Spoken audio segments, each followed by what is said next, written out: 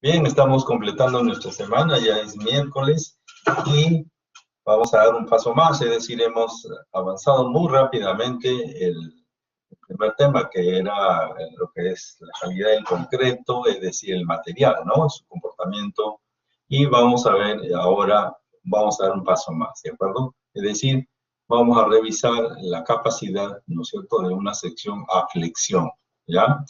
Sin embargo, antes de iniciar esta parte que corresponde al día de hoy, ¿cierto? El tema de el diseño por resistencia, ¿cierto?, que contempla la norma 060, no alcanzamos a revisarla con la normatividad vigente, es decir, con la norma de 060. Así que vamos a revisarla de inmediato, ¿ya? Para que ustedes sepan dónde se encuentran esas características y dónde están sustentadas. Es decir, ustedes tienen que manejar la norma, ¿de acuerdo? Para que no sea un documento aislado que lo veamos de vez en cuando, no. Permanentemente lo vamos a ver. Así que vamos a compartir, un momentito, permítanme. Vamos a compartir el documento, ¿ya? Perfecto, ahí creo que estamos viéndonos. Y aquí tenemos la norma, ¿bien? Este documento está ahí en el aula virtual, así que esperemos que ustedes lo puedan también tener a la mano. Yo les recomiendo que se la bajen. Es decir, este documento va a ser bastante o permanentemente usado, ¿ya? Vamos a irnos entonces, en este caso, al capítulo número 8, ¿ya?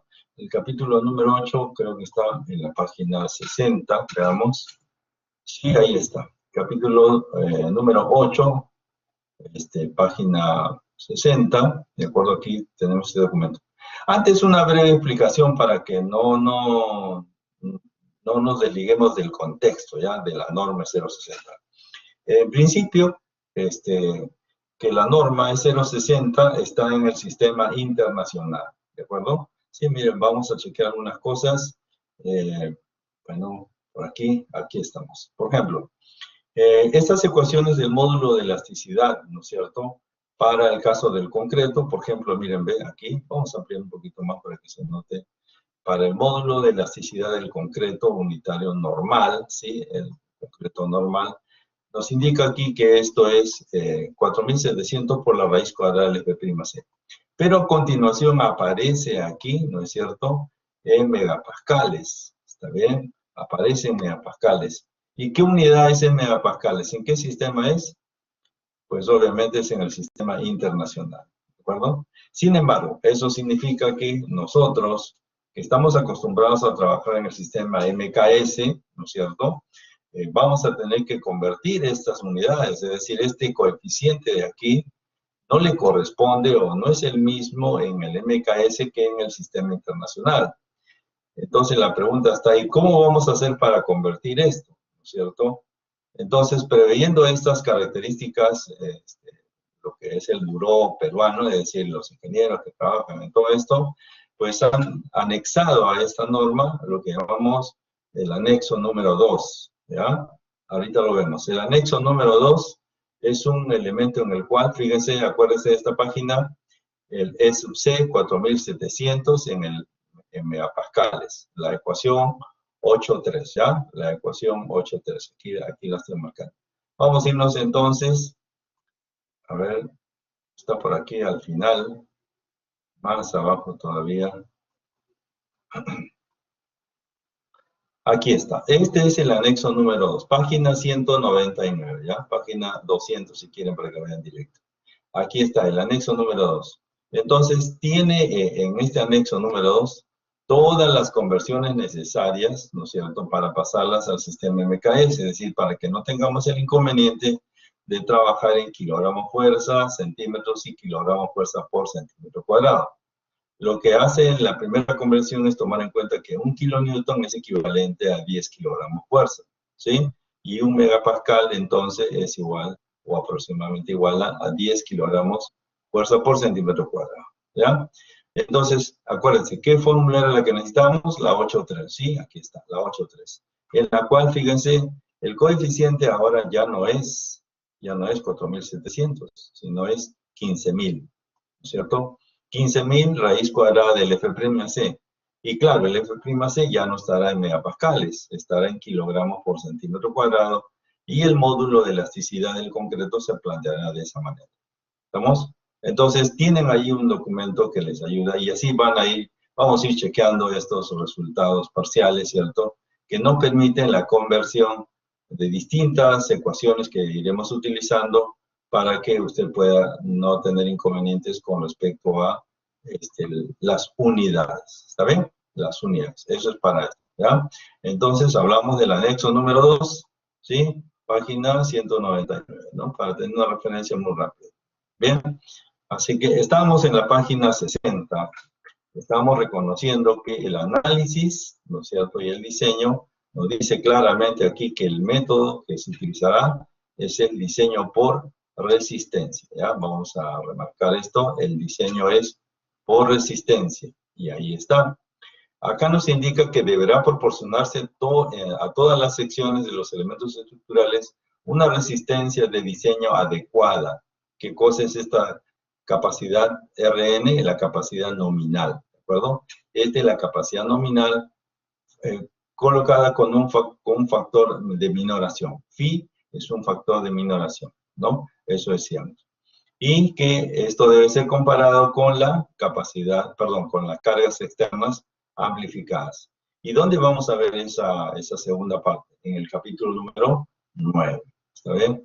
Vámonos al capítulo número 9. Esto lo veremos en otro momento, ¿de acuerdo? El capítulo 9 está aquí de inmediato, ¿cierto? Ahí lo tenemos. Y en el capítulo número 9 nos ratifica, ¿no es cierto?, que las estructuras y los elementos estructurales deben diseñarse, ¿no? Deberán diseñarse para obtener todas sus secciones de resistencia de diseño nominal, ¿no es cierto?, que deben ser por lo menos iguales a las resistencias requeridas, o sea, la resistencia última, ¿ya? Aquí habíamos nosotros claramente especificado la sesión anterior. Ahí vamos a plantear esto, permítanme un segundo. Habíamos identificado entonces nosotros que para el caso de cualquier sección, ¿no es cierto?, para el caso de cualquier sección, ¿no es cierto?, que tiene una capacidad nominal, por ejemplo, a la atracción, ¿no?, que podría ser una fuerza PU, tiene una capacidad de atracción de este elemento de sección rectangular, ¿no es cierto? Entonces, este PU tiene factor de amplificación, es este de acá, el PU, ¿cierto? Y esta es la capacidad de esta sección, ¿sí? Esa sección. Entonces, lo que nos indica aquí es que este factor de phi va a ser siempre, este factor phi es un valor menor que la unidad, ¿de acuerdo? Y a la derecha nosotros tendremos que el RU no va a ser otra cosa que la sumatoria de los gamma por Q sub I. ¿Qué cosa es esto?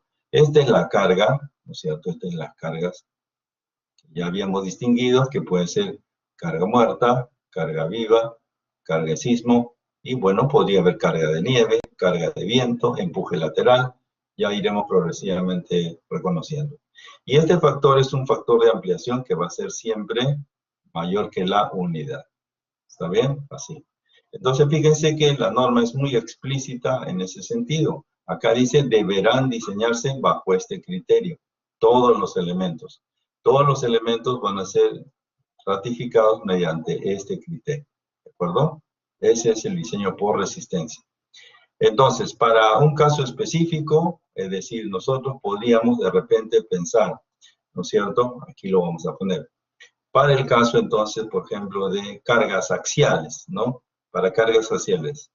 Entonces tendríamos que phi, ¿no es cierto? P sub n, la capacidad nominal de la sección, tiene que ser mayor o igual a la carga última axial. Para el momento tendríamos phi, el momento nominal, que es la capacidad de resistencia a la flexión, tiene que ser mayor o igual al momento último amplificado. Si tuviéramos un cortante, es decir, de acuerdo al diagrama del cortante que conocemos, y se ha venido trabajando en análisis, phi por el cortante o la capacidad nominal de la sección, si es de concreto esta sección, pues será el cortante del concreto y el acero que está aquí en la parte inferior, ¿cierto? Si aquí tenemos acero, bueno, participará también. Esa capacidad nominal del cortante tiene que ser mayor al cortante último, es decir, todas estas cargas de aquí son elementos de amplificación, ¿de acuerdo? Son cargas amplificadas. Esas cargas amplificadas provienen precisamente de este desarrollo que tenemos a continuación. Se lo voy a mostrar aquí, ¿no es cierto? Aquí habíamos indicado que tenemos la primera combinación. Esta será la combinación número 1. ¿Está bien? Esta es la combinación número 1, a esto me refiero. En que los gamas serían 1.4 y 1.7 para la carga muerta y la carga viva. Aquí tendríamos la combinación número 2 y la combinación número 3, ¿cierto? Utilizando el signo positivo y el signo negativo, ¿cierto? Así. En el cual tendríamos 1.25 de la carga muerta más la carga viva, más el agregado de la carga exciso, ¿cierto? Y en este último elemento de aquí tendríamos la combinación en positivo para la combinación número 4 y en negativo para la combinación número 5, ¿cierto? Ahí. Perfecto. De tal manera entonces que la norma, eso es lo que quería mostrarles, es muy explícita. Estamos tomando, fíjense, todavía solo estos tres elementos, ¿no es cierto? Que nos indica la ecuación número 9.1, la ecuación número 9.4 y la número 9.5. ¿Está bien? Eso entonces usted debe tenerlo muy claro porque eso es lo que vamos a aplicar progresivamente, ¿no es cierto? Ese es el requisito del diseño de resistencia. Sin embargo, vamos a corroborar dos cositas más, ¿no es cierto? Que la norma nos indica que nosotros vamos a considerar que el diseño de requisito es por resistencia y de servicio. ¿Qué significa esto de resistencia y servicio? Por un lado, lo que acabamos de ver es el requisito por resistencia y esto corresponde a lo que llamamos la primera parte. Aquí está, requisitos por resistencia. Y dentro de esos requisitos por resistencia tenemos la amplificación de las cargas. ¿Está bien? Esto es la amplificación de las cargas. Y aquí tenemos nosotros los coeficientes, estos coeficientes phi, que son menores que la unidad, ¿de acuerdo? Para completar el diseño por resistencia. Pero en la segunda parte, ¿de acuerdo? Aquí está, la segunda parte está referido al diseño por servicio. ¿Está bien? Repito entonces, la norma en su capítulo 9 nos especifica que el diseño es por resistencia y por servicio.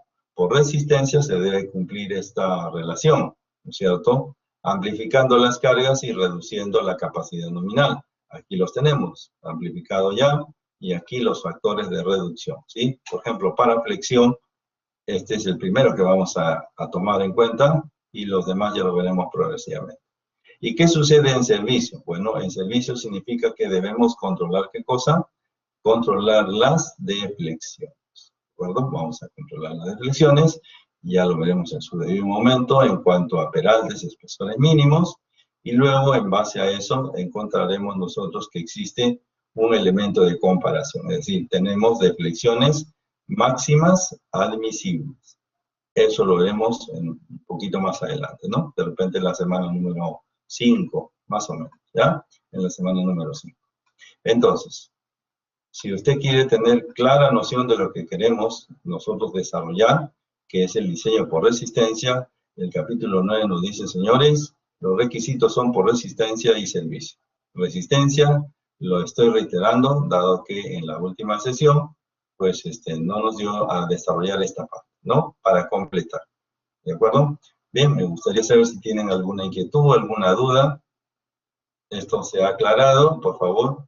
Si todos estamos de acuerdo, ya saben cómo manifestarlo. Si tenemos alguna inquietud, por favor, este es el momento de comentarlo para dar el siguiente paso. Muy bien. Gracias, Helkin, Joseph, Aarón, son los que puedo ver. Mauricio, Miguel. ¿Podría explicar de nuevo lo de RU, resistencia última? Sí, correcto. Vamos allá. Cuando hablamos de resistencia, ¿cierto? Indicamos lo siguiente. A ver, vamos a darle pase al lapicero, ¿ya? Un segundito. Aquí. RU, este RU de aquí, este RU, representa cualquiera de estas alternativas, ¿cierto? Cualquiera de esas alternativas. ¿Qué significa esto? Que cuando nosotros tenemos este RU, bueno, propiamente dicho, acá, ¿no es cierto? Aquí, en esa columna, ¿no? Cuando nosotros tenemos que comparar la carga amplificada, externa. Esta es carga externa, ¿de acuerdo? Y comparamos contra una sección que tiene una capacidad nominal, se debe cumplir esta relación. Entonces, el PU, si yo tuviera carga muerta y solo carga viva, imagínese usted, hace un cálculo por área tributaria y encuentra las cargas de una columna, vamos a ponerle alguna cifra, por ejemplo, 12 toneladas y aquí, no sé, 10 toneladas solo para referirnos. Entonces, este PU nosotros vamos a escoger dentro de las 5 combinaciones. ¿Está bien? Entonces tendríamos 5 combinaciones. Y el PU entonces, el PU va a ser el mayor de los 5. La primera combinación vendría a ser 12 por 1.4, ¿cierto? Más 10 por 1.7. Así, ¿no? Y aquí usted encontrará un primer valor. Luego tendríamos la segunda combinación, que vendría a ser 1.25 de la carga muerta más la carga viva. Como no hay sismo en este momento, sería más 0. La combinación 3 sería exactamente igual, porque no tenemos sismo. La combinación 4 vendría a ser 0.9 de la carga muerta, 12 más sismo, que es 0 en este momento, y la combinación 5 vendría a ser 0.9 por 12, por 12 menos 0, ¿cierto? Y de todas ellas escojo el mayor. Entonces, el mayor de esto representa este valor de aquí, ¿ya? Entonces, RU puede darse en su forma axial, en su forma de momento flector y también respecto al cortante, ¿ya? No se preocupe que todo eso lo vamos a aplicar, pero ese es el criterio, ¿sí? ¿Mejor? De acuerdo, profesor. Muchas gracias. Ok, muy bien. Ya, vamos a aplicarlo un poquito más adelante, pero vamos primero por la parte teórica. El concepto de resistencia, ¿cierto? Está muy claramente allí, ¿cierto? Es la capacidad nominal minorada, así se le dice. Este Rn no tiene nada que ver con las cargas externas. Estos son cargas externas. Esto es la carga, la capacidad nominal. O sea, una sección rectangular tiene una capacidad nominal, ¿de acuerdo? Eso lo vamos a analizar ahora precisamente, ¿ya?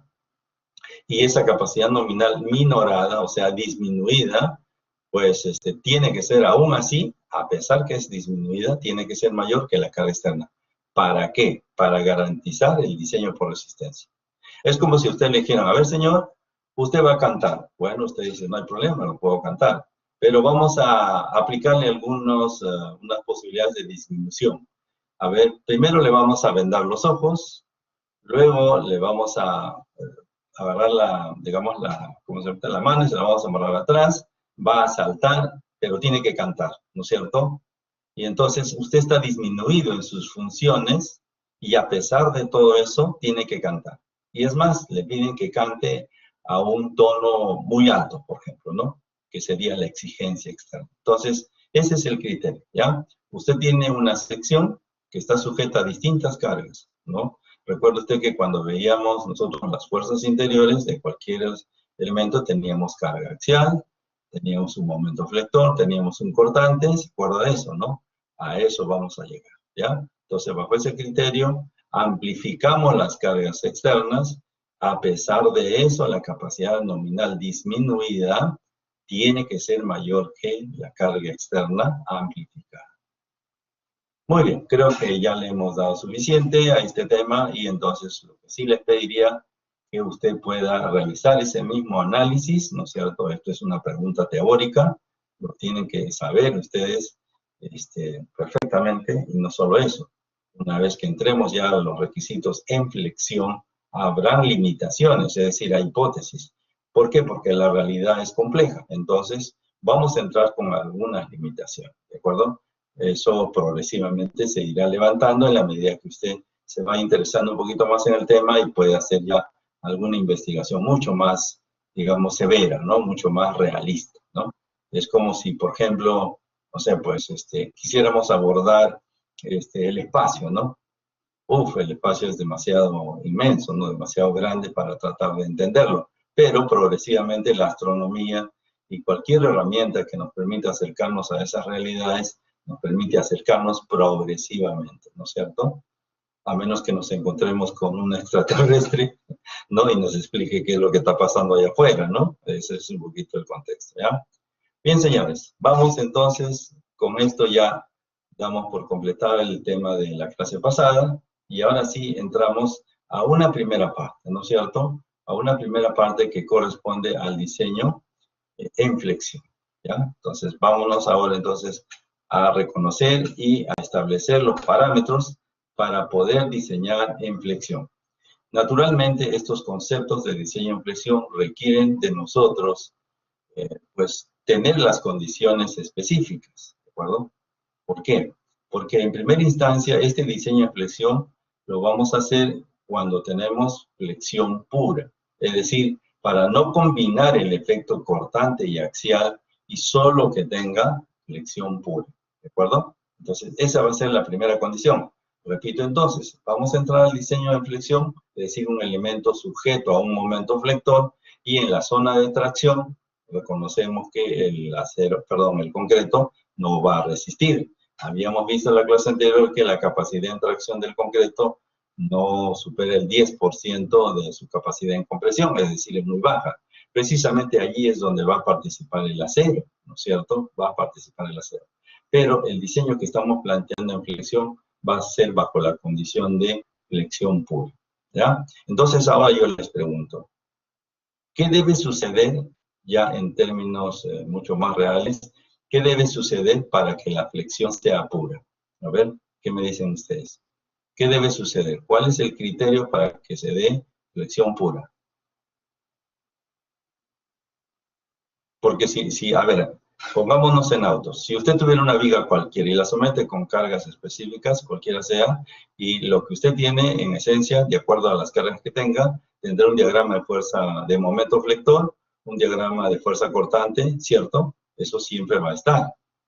Entonces la pregunta está, ¿a qué se llama flexión pura? ¿Cierto? Para que hagamos esa condición. Y a partir de esa condición podamos encontrar las ecuaciones básicas para diseñar en flexión. A ver, esto es un recordaris de estática y de mecánica de materiales. A ver, ¿Al momento máximo? No. A ver, si yo tuviera, a ver, vamos a dibujar acá mismo, espero que se pueda, a ver, acá, ¿no? Vamos a hacerlo por acá. Si yo tuviera una viga, ya aquí, una viga simplemente así, apoyada con una carga, yo tendría dos condiciones, ¿no? La primera que sería mi diagrama de fuerza de momento flector, ¿de acuerdo? Y mi diagrama de fuerza cortante, ¿cierto? Así, ¿ya? Para hacerlo así rápidamente. Entonces, la pregunta está, ¿en qué parte de este elemento voy a ponerle letras entre A, B y C? ¿En qué parte encuentro flexión pura? ¿Dónde encuentro eso? ¿En A, en B, en C, entre A y B, entre B y C? ¿Dónde lo encuentro? ¿En B? En B. No, aquí encuentro el momento máximo, es cierto, pero tengo un cortante. Aquí también. Un cortante positivo y un cortante negativo. ¿Ya? Aquí tengo un cortante, como quiera verlo. En este caso sería lo mismo la flexión entre A y B y C. Sería lo mismo, así es. O sea que es en ninguna de estas partes, ¿cierto? ¿Por qué no tenemos flexión pura? A ver, alguien que me diga eso. ¿Por qué no tenemos flexión pura? ¿Qué debe suceder? Por eso estoy preguntando. ¿Qué debe suceder para que tengamos flexión pura? Porque el ¿Tiene que haber un diseño momento flector? tiene que haber un momento recto. ¿Y eso qué significa? O sea, ¿qué relación tiene con el cortante?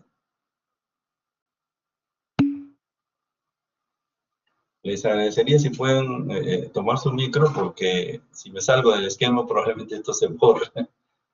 ¿Ya? ¿Qué debería suceder? Señores, por favor, aquí no nos olvidemos que estoy poniendo como condición que el diseño en flexión va a ser por flexión pura. ¿Qué significa flexión pura? ¿Qué debe suceder? Dice su compañera que digamos, el momento debería ser constante. Estoy totalmente de acuerdo, así, debería ser constante, ¿sí? Aquí, así, si el diagrama fuera así, ¿no es cierto? Si fuera horizontal esta línea, sería constante, ¿cierto? Sería constante, eso es correcto, ¿está bien? Porque aquí es variable, fíjense, el momento es variable. Aquí es constante, pero ¿qué debe suceder para que se dé esto? ¿Mm? ¿Qué le debe pasar al diagrama del momento de fuerza cortante? ¿Qué le debe pasar?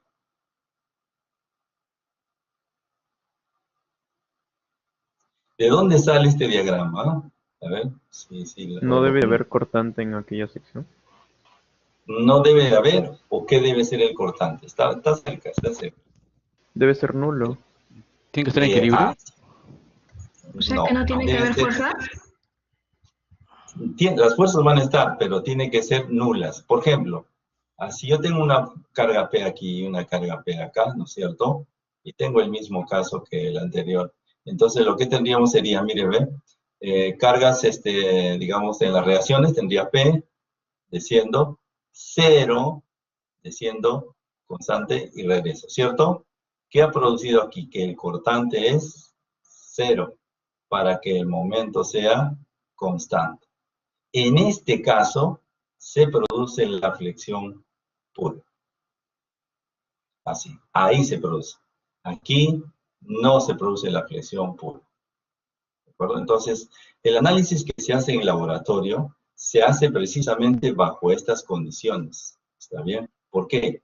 Porque los fundamentos para el diseño de flexión pura, perdón, los fundamentos para el diseño en flexión se hace sobre la base del diseño de flexión pura, necesariamente. ¿De acuerdo? Así, ¿ya? ¿Qué significa esto? Que el cortante tiene que ser 0. ¿Y cómo se da esta condición? Cuando tengo esta premisa, ¿no? Esta que tenemos en la parte superior. ¿Ya? Así. Muy bien. Espero que esto más o menos se entienda, ¿sí? Esto es solamente el contexto del laboratorio para el análisis del diseño de una sección rectangular, ¿de acuerdo? Ese es el contexto. Y ahorita vamos a ver por qué es así. Bien, entonces, vamos a ver en el desarrollo el comportamiento de una viga a flexión pura. Esa es la razón, ¿cierto? Esa es la razón. Tenemos que trabajar con una sección que tenga flexión pura. Vamos a generar entonces las hipótesis para ese diseño en flexión. Vamos a ver los tipos de fallas que se producen, ¿cierto? Y con eso veremos, ¿qué cosa? Los límites, ¿cierto? Analizaremos una sección rectangular, ese es nuestro criterio, y utilizaremos aquí algunas palabras que van a ir siendo parte de su lenguaje progresivamente en el diseño. ¿Qué cosa es cuantía balanceada? Bueno, es una relación, ¿no es cierto? Y se simboliza con un símbolo que se llama ρ, ¿cierto? Así. ¿Y qué es lo que determina esto? Pues el área del acero, ya vamos a ver eso, el área del acero, entre el área de la sección, ¿ya? El área de la sección. O sea que esta es llamémosle así, es un número adimensional, perdón, es una cifra adimensional, ¿ya? Esto sería entonces la cuantía requerida. Y el acero requerido, ¿no es cierto?, se simboliza de esta manera.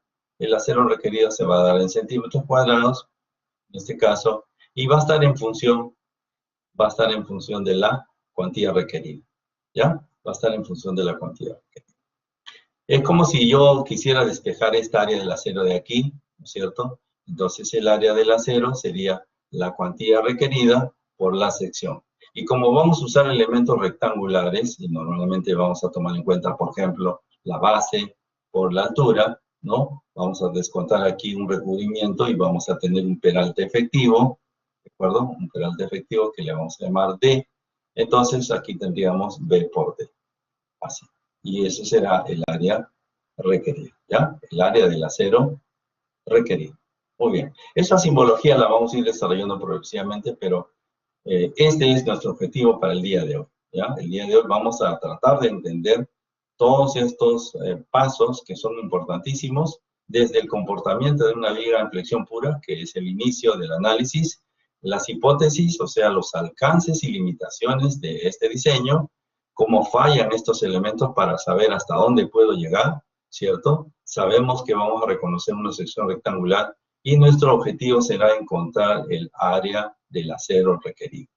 Y a partir de ahí, claro, si yo tengo el área del acero requerido, póngase, no sé, pues, 8 centímetros cuadrados, y ya podré tomar de una tabla qué barras podríamos tomar. ¿Está bien? Podría emplear de repente 3 barras de 3/4, por ejemplo, ¿no es cierto? Recuerden ustedes que en el caso de las barras, habíamos observado, y eso tienen que tenerlo también a la mano, en la clase anterior, que el área de una barra de 3/4, el área es 284, ¿cierto? 284 centímetros cuadrados. Entonces, por poner, podemos colocar esto de aquí, ¿no? O podría utilizar, ¿no es cierto? Otra alternativa, podría usar 4 varillas de 5/8, ¿cierto? Sabiendo que cada varilla de 5/8 tiene 2 centímetros cuadrados. Así, ¿está bien? Ese va a ser nuestro objetivo y esperamos llegar a eso, ¿ya? Muy bien, vamos entonces con lo que corresponde a la primera parte. Entonces, habíamos indicado entonces que para verificar el comportamiento de una viga sujeto a flexión, lo que vamos a someter es a una viga simple a un par de cargas con una intensidad variable. ¿Qué significa esta intensidad variable?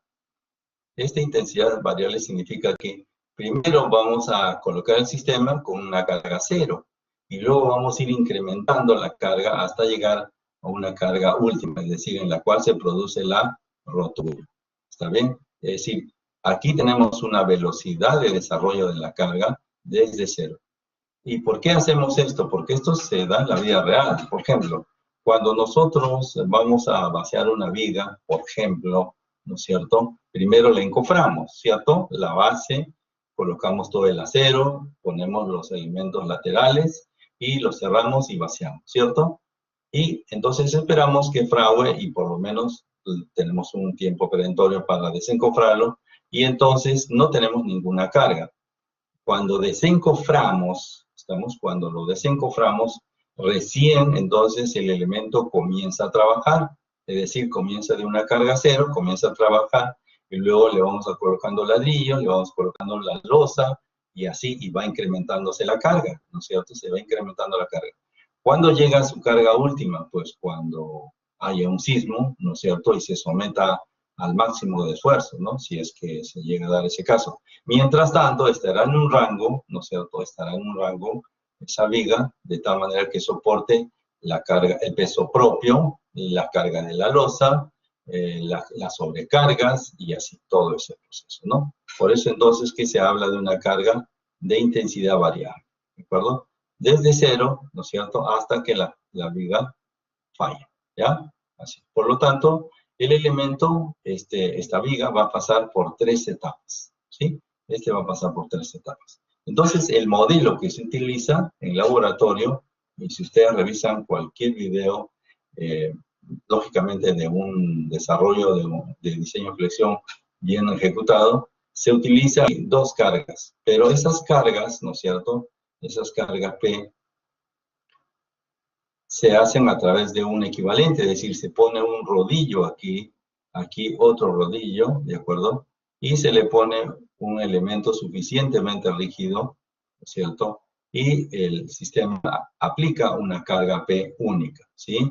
Entonces, esta deriva a 2 cargas, ¿para qué? Para que el diagrama que nosotros queremos que se suscite es precisamente este de aquí, ¿no es cierto? Que tengamos precisamente en este rango, en esta zona de aquí, tengamos flexión pura. ¿Está bien? Y claro, este área del acero requerido, pues se ve. Entonces, el elemento, en la medida que está sujeto a estas cargas, va a estar primero dentro de un rango elástico no agrietado. ¿Qué significa esto? Un rango en el cual el concreto todavía es capaz de resistir. O sea, estamos con una carga muy pequeña y podríamos reconocer que todavía estamos dentro del rango elástico, por cierto, pero que la tracción, ¿no es cierto?, en el concreto todavía es menos del 10% del F'C, ¿no? Habíamos dicho, y se lo reitero, que la capacidad de interacción es aproximadamente el 10%. Por ejemplo, si yo tuviera un concreto para una F'C de 210 y tuviera entonces la décima parte de 21 kilogramos por centímetro cuadrado, este estado elástico no agrietado estaría en un rango entre 0, ¿no es cierto? El esfuerzo, me refiero al concreto, en un rango entre 0 y 21, ¿no? Una vez que pasan los 21 kilogramos por centímetro cuadrado, entraríamos a un rango elástico agrietado. ¿Por qué? Porque el concreto, al superar su estado máximo de tracción, 21 kilogramos por centímetro cuadrado como referencia, póngase 30, si ya llegamos a 30, el concreto pues simplemente se fisura, se abre. Y recién en ese instante el acero, el refuerzo colocado aquí en la parte inferior, ¿no es cierto?, se entera que tiene que trabajar. Mientras esté dentro del rango menor que la décima parte, ¿no es cierto?, del estado de compresión, o sea, 210, o sea, la décima parte de 21, el acero ni siquiera se entera que está allí y para qué está. Solo después que se agriete el concreto, que es el rango elástico no agrietado, pasa a un estado elástico agrietado y el acero comienza a trabajar. ¿Y cómo es que trabaja? Bueno, dado que tiene adherencia en sus estrías, entonces comienza a estirarse dentro de un rango elástico. Por eso se le llama estado elástico agrietado. ¿Quién es el agrietado? El concreto. ¿Quién está en el rango elástico? El acero. Cuando hablamos aquí del estado elástico no agrietado, ¿de quién hablamos del no agrietado? Del concreto. ¿Está bien? Del concreto. Bien. Quiere decir entonces que si sigo incrementando la carga, el elemento entonces va a seguir estirándose hasta un estado en el cual entre al estado plástico. Y entonces, lógicamente, va a alcanzar su estado de rotura. ¿Listo? Ese es el procedimiento. Muy bien. De tal manera, entonces, que vamos a distinguir este estado elástico no agrietado. Este primer estado, ¿no es cierto?, los esfuerzos de compresión y tracción de la sección no superan la resistencia del concreto, por lo cual no presentan rajaduras, ¿no? Y esto es lo que se da, ¿ya? Fíjense, entonces, aquí lo que disponemos a la vista es lo siguiente, ¿sí? En primera instancia, pues reconozcamos, tengo esta sección corresponde a la mitad, ¿cierto? Exactamente la mitad para garantizar que estamos dentro de un rango de presión pura. Yo tengo, bueno, asignado una cantidad de acero, bueno, la que sea necesaria, ¿no? De tal modo que en este primer estado elástico no agrietado, ¿qué vamos a concebir? Dos elementos, ¿no es cierto? En la parte inferior tengo tracción. Usted puede reconocer aquí hay tracción en la parte inferior. Y en la parte superior tengo compresión, ¿no es cierto? ¿Por qué? Porque todos recuerdan que en mecánica de materiales indicamos que el eje neutro pasa por el centroide, ¿no es cierto? Sí, lamentablemente nos engañaron, ¿no? Porque en realidad no pasa por... Bueno, sí pasa en realidad si es que la sección fuera solo de concreto, pero en este caso no es solo de concreto, sino que ahora tiene acero. Bueno, no podemos en este momento hacer el análisis de la conversión del acero al concreto, lo vamos a hacer después, pero vamos a reconocer que tenemos aquí dos materiales. Por lo tanto, el eje neutro, en principio, ¿no es cierto? En principio va a estar muy abajo. Aquí está, este EN representa el eje neutro, ¿ya? Entonces, ¿qué es lo que se produce? Se produce que el esfuerzo, ¿no es cierto?, de tracción del concreto, eso significa el esfuerzo de tracción del concreto en la parte, lógicamente, inferior que está traccionada, es menor que el esfuerzo de rotura. ¿Y qué cosa es el esfuerzo de rotura? Bueno, es el FT, es decir, cuando el concreto todavía está debajo del 10% de su F'C, ¿de acuerdo? Así. Como les decía, si tuviéramos una F'C de 210 y estamos en un rango de menor de 21 kilogramos por centímetro cuadrado, entonces estamos dentro de un rango elástico no agrietado porque el concreto todavía no se ha agrietado. Y el acero ni se entera que está trabajando. Esto en la parte de tracción. Y en la parte de compresión tenemos que el FC, o sea, el esfuerzo en compresión, respecto del esfuerzo prima C, o sea, el máximo esfuerzo de concreto, está todavía muy lejano. Esta doble menor que significa mucho menor que, ¿ya? El esfuerzo de concreto es mucho menor que el F'C, ¿sí? Y aún así, esto puede seguir avanzando la carga, ¿no es cierto? Y nos encontramos que el límite, ¿no? El límite del estado elástico no agrietado precisamente es cuando el esfuerzo de tracción de concreto, o sea, en la parte inferior, se aproxima al esfuerzo de rotura. Cuando lo alcanza, pues alcanzamos ese límite, ese estado elástico no agrietado, para pasar al siguiente nivel. En ese rango, en ese tramo, porque hemos seguido incrementando la carga, el eje neutro va a comenzar a subir. ¿Por qué? Porque este esfuerzo va a aumentar. Y aquí existe una lineabilidad, es decir, existe directamente proporcional, si ustedes se dan cuenta, directamente proporcional respecto del eje neutro, ¿no? Existe una correlación lineal, porque tenemos esta relación aquí, eso se ha demostrado en el laboratorio, de tal manera que a pesar de esto, a pesar que estamos ya en el límite, ¿no es cierto?, para entrar al otro estado, pues lógicamente el FC, o sea, el esfuerzo del concreto, es todavía mucho menor que el esfuerzo prima C. ¿Listo? Bien, me gustaría saber si hasta acá se ha entendido esta parte, si hay alguien que desee que se actualice algo, porque vamos a entrar a los dos estados siguientes que nos determinan, ¿no es cierto?, el proceso completo del desarrollo del análisis. ¿Alguna inquietud? Bueno, este material está en el aula virtual ya, ¿cierto? A ver, se lo voy a mostrar. Permítame un segundo. Permítame un segundo, nada más, por favor. Aquí tenemos el aula virtual. En la segunda unidad, ¿está bien? Ya está activado esto. Estamos trabajando esta unidad. Y este tema que estamos desarrollando se encuentra aquí, ¿ya?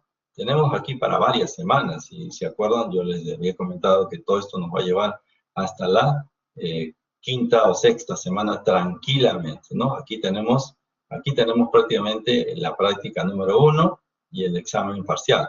O sea que aquí ustedes pueden adelantarse, estúdienlo y, bueno, pues van a aprovecharlo al máximo. Lo que estamos desarrollando se encuentra aquí, ¿ya? Muy bien. De tal manera, entonces, que espero que se haya entendido la primera parte, que es el estado elástico no agrietado.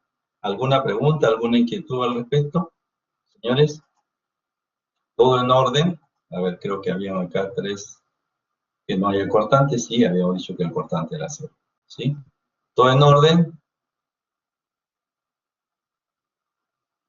Ajá, muy bien, gracias. Tenemos 7, 8, 9, 10, 11, 12, 13, 14. Todavía no llegamos ni al... Bueno, estamos en el 30%, creo. 15, 18, 20. A ver, dígame, Brian. Por una consulta, ¿por qué el eje neutro va subiendo?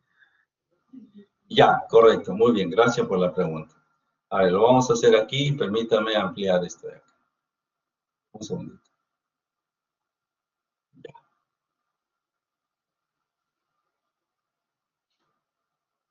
Ya, aquí lo vamos a hacer, fíjense. Puede ser con otro color, espero que pueda pintar. Uy, señor. Un ratito, permítame, vamos a darle otro color. Aquí, ya, ok, miren. Entonces, el concreto, ¿no es cierto? Aquí, en la parte inferior se está traccionando, ¿no? Se entiende claramente que aquí nosotros tenemos una deformación, ¿no es cierto? Eso creo que todos lo entendemos acá, ¿ya? Entonces, este análisis de este elemento que estamos viendo aquí se está suscitando en esta sección. Por lo tanto, yo tengo aquí una distancia, voy a marcarla, una distancia en esta línea vertical que representa esa distancia, ¿está bien? Representa el FCTE, o sea, el esfuerzo de compresión, el esfuerzo de tracción del concreto, ¿ya? A esto me refiero. El esfuerzo de tracción del concreto, que es esta distancia aquí, esa que estoy dibujando de color amarillo. Y en la parte superior tengo esta longitud de aquí, ¿cierto? Que es el esfuerzo de compresión del concreto. Recuerde, aquí lo tenemos en compresión y aquí lo tenemos en tracción, ¿no? Acuérdense de mecánica de materiales, ¿no? Bueno, entonces, si esta es digamos, el esfuerzo que podemos medir en tracción, ¿no es cierto? Ahora vamos a hacer, aquí tenemos una carga, ¿no es cierto? Una carga P, que ya es distinta de 0, ¿de acuerdo? P1. Y aquí ya aumentó la carga, una carga P2, que es mayor que P2, es mayor que P1, ¿cierto? Por lo tanto, esta distancia aquí se encontraba de este lado, aquí nada más, ¿de acuerdo? Fíjense, entonces, si nosotros trazamos una línea recta hasta aquí, la intersección con la línea vertical va a ser este punto. ¿Está bien? Va a ser este punto. Si yo esta línea, en vez de que se quede aquí, la hago crecer, ¿está bien? Fíjense, si la hago crecer hasta aquí, ¿cierto? Y trazo una línea a este elemento de acá, a este punto de aquí, ¿cierto? Pues obviamente, si usted se da cuenta, la intersección va a subir, ¿está bien? Va a subir. El punto de intersección que estaba originalmente ahí, va a subir a este punto de aquí. Esa es la razón por la cual se reconoce que el eje neutro comienza a subir. ¿Está bien? No sé si eso explica lo que ha preguntado su compañero. ¿Mejor? Sí, profe, gracias. Ok, muy bien. Entonces vamos a continuar. Ya tenemos el primer estado, entonces, que usted debe reconocer, el estado elástico no agrietado. Y vámonos entonces ahora a reconocer el estado elástico agrietado. ¿Qué significa el estado elástico agrietado? Que el concreto ya falló, o sea, ya se fisuró, ¿ya? Ya se fisuró, en la parte inferior ya se fisuró, y entonces es el acero, ¿no es cierto?, el que se entera que tiene que trabajar. Se entera que tiene que trabajar el esfuerzo en tracción y asume íntegramente, ¿no es cierto?, esa tracción. El refuerzo entonces, el acero, asume la tracción. ¿Por qué? Porque el concreto ya se rompió, ¿no es cierto? A ver, para entender esto, ¿sí? ¿Qué es lo que estamos diciendo nosotros en este momento? Vamos a darle otro colorcito para que se vea mejor. Ya. En este instante, en el estado elástico no agrietado, esto no se ha fisurado. Si pasamos de este nivel, el concreto ya se fisuró hasta acá, ¿no? Así. Si esta es esta base de aquí, y no quiero complicar este dibujo, si es esta base de ahí, entonces esto se traccionó, se fisuró. ¿Y a quién va a encontrar aquí? Pues ¿a quién va a encontrar? Pues va a encontrar al acero. Si yo fisuro esta parte de aquí abajo, encuentro al acero. Entonces, él es el que asume la tracción. Porque recuerden que esta zona inferior siempre va a estar en tracción. Por lo tanto, al fisurarse, ya encuentra al acero y entramos a la segunda consideración, ¿no? El segundo estado elástico. Por eso es que nos dice aquí claramente que el esfuerzo de tracción es absorbido íntegramente por el refuerzo. Y el acero, entonces, ya se entera que él está ahí para trabajar. La sección se vuelve menos rígida porque ya perdió sección, ¿cierto? Su inercia disminuye, ¿está bien? ¿Por qué disminuye su inercia? Porque ya ha habido una parte fisurada. La altura total ya no es h, ya está disminuida. Está disminuida por lo menos hasta donde esté el acero, ¿está bien? Y como el acero se va a estirar, la grieta va a seguir subiendo, por lo tanto su inercia va a seguir disminuyendo y por ende, ¿no es cierto?, el eje neutro va a seguir subiendo de manera lineal. ¿Listo? Muy bien. Veamos entonces qué sucede en ese estado. A ver, tenemos una inquietud, no hay problema, hay que resolver nuestras dudas. A ver. Así es. Todo el recubrimiento, no es casi todo, sino todo el recubrimiento se lo lleva de encuentro. Ya desapareció el recubrimiento, ¿no es cierto? Y el acero es quien se entera y tiene que trabajar. O sea, se comienza a estirar. ¿De acuerdo? Muy bien, gracias por el comentario. Bien, de tal manera entonces que nosotros estamos reconociendo, ¿no es cierto?, que ya estamos en esta etapa. ¿Qué ha sucedido en este caso, no? A estas instancias, ¿qué es lo que ha sucedido? Que el esfuerzo de tracción del concreto, este esfuerzo de tracción del concreto, es mayor que el esfuerzo máximo, o sea, de rotura. Y si es que es así, entonces ya esto se fisuró y el acero que estaba aquí durmiendo, lo estoy colocando en forma lineal, comienza a trabajar, o sea, tiene un esfuerzo, ¿de acuerdo? Tiene un esfuerzo, ¿ya? Ese esfuerzo, entonces, naturalmente, como la carga, esta es una carga 3, ¿ya? ¿Cierto? Como la carga todavía no es tan alta, todavía el esfuerzo, ¿no es cierto?, es menor que el esfuerzo de fluencia. ¿Qué es el esfuerzo de fluencia? Ya habíamos visto en la clase pasada, ¿no? La norma nos dice, señores, solo tengo dos rangos. El FI, bueno, se supone que esto es así, ¿no? Bueno, entonces, este FS se encuentra por aquí. Aquí se encuentra este FS, ¿de acuerdo? Todavía estamos dentro del rango elástico, ¿de acuerdo? Estamos dentro del rango elástico. Sin embargo, la carga va a seguir aumentando, ¿ya?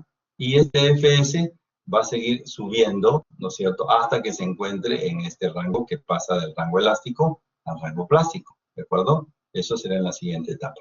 Muy bien.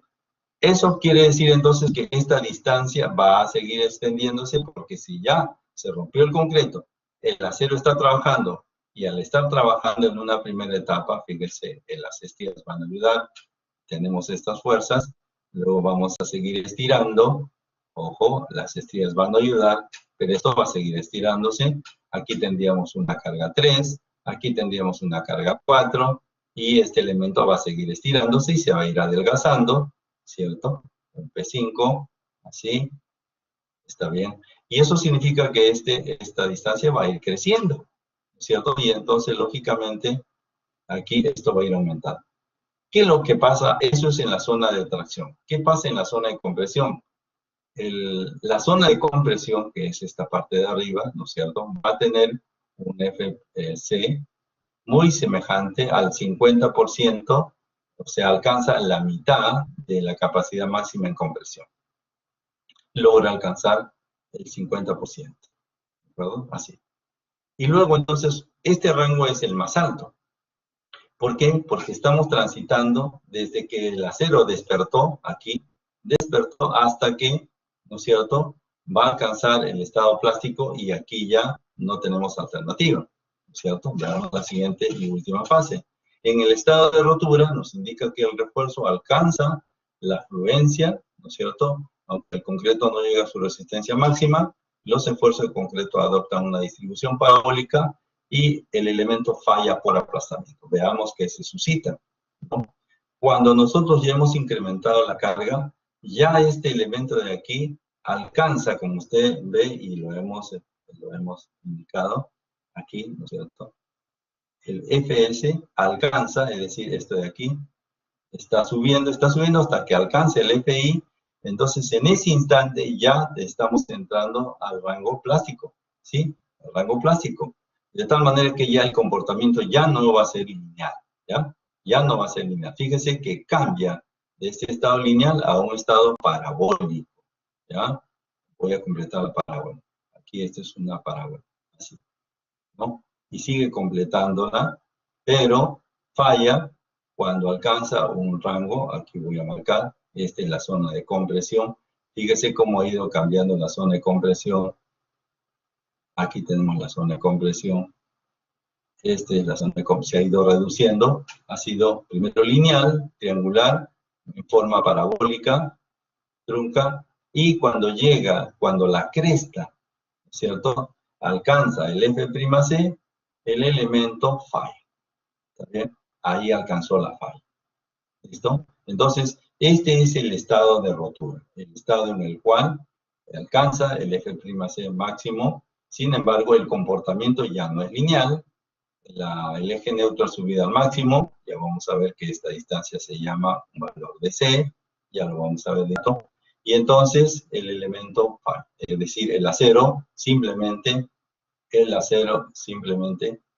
fluye. ¿Está bien? El acero, entonces, si tuviéramos aquí un Fn, ¿cierto? Lo que se produce, ¿qué cosa es aquí? Una zona de estricción. ¿Recuerdan de eso? Mecánica de materiales, ¿cierto? Y luego el acero falla. ¿Está bien? De tal modo que esos son los tres estados, ¿de acuerdo? El estado elástico no agrietado, el estado elástico agrietado y el estado de rotura. Señores, esto es teoría, ¿de acuerdo? Fundamentos para el análisis del diseño de flexión, ¿ya? Entonces, sobre esta base, ¿no es cierto? Sobre esta base, vamos a considerar las hipótesis del diseño de flexión. Yo les sugiero que revisen bien esta documentación porque suele venir siempre preguntas de teoría, ¿está bien?, sobre estos temas. Siempre los proponemos, siempre los revisamos, pero los alumnos no lo explican bien. Esta vez me he detenido todo lo necesario para reiterarles la explicación debida y si ustedes tienen alguna inquietud, pues este es el momento, ¿está bien? Este es el momento, ¿sí? Precisamente en la clase anterior he tratado de avanzar toda esa parte que es netamente de material, ¿cierto? Concreto y acero, para detenerme un poquito más en estos estados, ¿ya? Porque son importantísimos, ¿ya? Si usted no entiende esto, entonces no estamos entendiendo el diseño en concreto. Es decir, aquí estamos tratando de meternos lo más profundo posible para ir paso a paso entendiendo el comportamiento del concreto, la zona de compresión, y en la zona de tracción tratando de entender qué le sucede al acero. Muy bien, tenemos una inquietud, permítame un segundo. ¿Qué tal, profesor? David, dígame usted. Sí, de acuerdo. En el estado de rotura se alcanza el esfuerzo de fluencia y también el esfuerzo de compresión del concreto, como para que falle. Sí, Primero el así de es. fluencia, como indicó, la sección del acero disminuye, y luego falla el concreto, que en la parte superior, cuando la parábola alcanza su máximo, ¿no? Su pico, por ejemplo. Sí, la idea es que, fíjense, la idea, o sea, y eso ya usted se está adelantando un poquito, está bien. La idea es, usted está tratando de encontrar la explicación de la falla. La idea es que primero falle el acero, ¿de acuerdo? Primero falle el acero y luego falle el concreto. Eso se llama diseño, ¿no es cierto? Diseño por conductibilidad, es decir, que nosotros, eso es lo que aspiramos. Lo que no aspiramos, ¿no es cierto? ¿Cómo garantizamos nosotros que es un buen diseño? Un buen diseño se garantiza cuando garantizamos que primero fluye el acero, no que falle el concreto. Si falla el concreto primero, ¿no es cierto? Entonces, eso se llama una falla frágil. Lo vamos a hacer de inmediato, ¿ya? Una falla frágil no queremos, ¿ya? Cuando el concreto falla primero, en vez del acero, eso se llama una falla frágil. Si queremos que, como nos proponemos, si vamos a diseñar nosotros con una falla dúctil, queremos que el acero falle primero y luego falle el concreto. Eso sería una falla dúctil, que es la que vamos a buscar nosotros. Ahora, ¿qué pasa cuando ambos fallan al mismo tiempo? ¿No es cierto? Y eso, cuando ambos fallan al mismo tiempo, es una falla balanceada. ¿Sí? Una falla balanceada, que tampoco es la que queremos. A ver, ahora entonces me pregunto, ¿por qué quiero que falle primero el acero? Esa es mi pregunta, ¿no es cierto?, que nos haríamos. ¿Por qué el profesor quiere que falle primero el acero y que no fallen los dos al mismo tiempo? Es muy simple. Fíjese, si usted estuviera en una situación de una eventualidad sísmica muy severa, entonces nosotros, si viéramos hacia arriba, ¿no? Miráramos una viga y observan ustedes que la viga comienza a rajarse, ¿está bien? Usted va reconociendo que está ya dentro del estado elástico agrietado. Si esta fisura sigue creciendo más, ¿no es cierto?, usted puede intuir, así por supervivencia, ni siquiera por razonamiento, sino por supervivencia, de que eso en cualquier momento puede fallar. Entonces, si nosotros orientamos ese tipo de diseño a una falla dúctil, lo que estamos procurando es de que el concreto haya fallado en tracción, ¿no es cierto?, y el acero, a pesar de que está en su zona de la estría, o sea, esa zona de fricción, ¿no?, todavía tiene un poquito de aguante para que usted salga, es decir, prevé un posible accidente, nos dé una posibilidad de evacuación. ¿Está bien? Entonces, eso es lo que procuramos. Pero si el concreto falla de inmediato, es decir, falla el concreto y el acero no se ha estirado, usted no va a ver fisuras o va a haber fisuras muy pequeñas y el objeto le va a caer encima en la cabeza. ¿Está bien? De tal modo que no va a tener oportunidad de evacuación. Esa es la falla frágil, o sea, cuando el concreto falla antes que el acero. Y la falla balanceada es cuando ambos fallan al mismo tiempo, cosa que tampoco le da oportunidad, ¿no es cierto?, de una posible evacuación. ¿Está bien? Entonces, lo que nosotros tratamos de entender aquí, cómo es el comportamiento a lo largo de una carga que va incrementándose. Y nos encontramos con este estado final de falla. Y lo que pregunta su compañero es muy razonable, es decir, la pregunta que se me viene es, ¿quién va a fallar primero? ¿Cierto? ¿La zona de tracción o la zona de compresión? Pues lo que vamos a buscar es que falle la zona de tracción. ¿Por qué queremos que falle la zona de tracción primero que la de concreto? Porque la zona de tracción, al nosotros físicamente observar por debajo, es decir, por debajo de esto, podemos observar las fisuras, nos va a dar oportunidad para una evacuación. ¿cierto? Sin embargo, la otra alternativa, si fallara en la parte superior, en la parte de concreto, esto simplemente colapsa, ¿ya? Colapsa, ya veremos algunos ejemplos, ¿no? Y si fallan ambos al mismo tiempo, que es una falla balanceada, pues obviamente tampoco me da oportunidad, ¿ya? Ya, espero que eso le haya servido un poquito para la explicación, o si es que otra era la pregunta, por favor, usted me replica su consulta. No, profesor, me quedó claro todo. Gracias. Perfecto, muy bien. Esto de aquí es importantísimo y repito, me voy a tomar todo el tiempo necesario porque a veces los alumnos, y lo digo con mucha lástima, saben calcular, pero no tienen la menor idea por qué lo hacen. Yo al final vamos a tener preguntas, digamos, individuales. En la sustentación vamos a preguntar, yo les pregunto, ¿no? ¿Por qué usted quiere que la falla sea dúctil, ¿no? O cuál es el diseño o qué procuramos. Y me dicen, ¿no? Quiero que falle primero el acero. Pero ¿por qué quiere que falle el acero primero? No me logran explicar. Entonces tenemos que remontarnos, como estamos viendo en este caso, que para que llegue a la rotura, esta rotura, hay todo un proceso, ¿de acuerdo? Todo un proceso. Y todos estos gráficos nos ayudan a explicar, ¿ya? Nos ayudan a explicar. Cuando nosotros en la primera pregunta de la práctica número 1 de teoría, yo les pida expresar o identifíquenme qué cosa es el estado elástico agrietado, muchos alumnos que hacen, me copian exactamente lo que está aquí, pero no me dicen nada más, o sea, no me explican, ¿de acuerdo? Entonces usted tiene que tener en sus propias palabras la posibilidad de explicar. No importa que sus palabras de repente a veces no sean las adecuadas, pero sí me lleve hacia el objeto, o sea, cuál es el objetivo, ¿no es cierto?, de este diseño, y ya vamos a ver más adelante cuáles son las limitaciones también, porque fíjense, aquí estos triángulos, ¿no es cierto?, son fáciles de manejar en términos, digamos, de área, de un bloque, digamos, de determinar el centroide, ¿no es cierto?, la aplicación de la carga en compresión. Pero cuando yo entro aquí a esta parábola trunca, ya la cosa cambió, ¿no es cierto? Imagínense usted encontrar el centro de gravedad de esta parábola trunca, ¿no es cierto?, para aplicar la carga en compresión. Recuerde usted que aquí tengo carga en tracción, en esta parte, permítanme un segundo. A ver. Aquí tengo carga en tracción, acá abajo, ¿cierto? Y aquí en realidad tengo una carga en compresión, por equilibrio. Si ustedes se encuentran nada más que equilibrio, ¿cierto? Arriba entra en compresión y abajo en tracción. Entonces la pregunta está, pues colocar aquí estas cargas en compresión al centro de gravedad son muy fáciles, ¿sí? Son muy fáciles. Y observe usted que la zona de compresión ha ido subiendo, pero aquí ya me encuentro en problema, ¿no es cierto? Ya me encuentro en problemas porque la verdad que no sé de dónde voy a colocar esa carga en compresión, porque esta es una parábola trunca, ¿de acuerdo?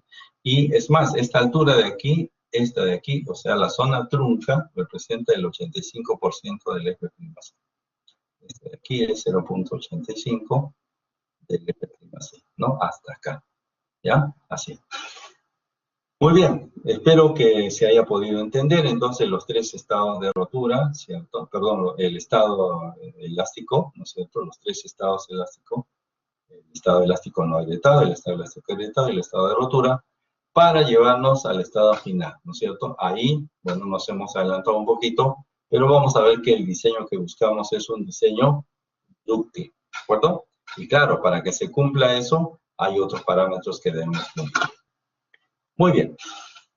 Entonces, vamos a plantear las hipótesis, es decir, las condiciones, de acuerdo a la CI, para que se pueda realizar el análisis y el desarrollo del diseño. Es decir, hasta el momento estamos tratando de entender internamente qué sucede, pero todavía, como se dice, no tenemos ninguna ecuación, no tenemos ninguna fórmula, no tenemos nada, ¿cierto?, para encontrar la relación del momento externo y la capacidad interna de la sección. Bien, vámonos primero por las hipótesis, ¿de acuerdo? La primera hipótesis indica que las deformaciones del concreto y el refuerzo son directamente proporcionales a su distancia al eje neutro, excepto en vigas de gran perante. Fíjense si nosotros hemos ido reconociendo, ¿no es cierto? Vamos a hacerlo por aquí. Al principio, uy, que está feo este problema, ya.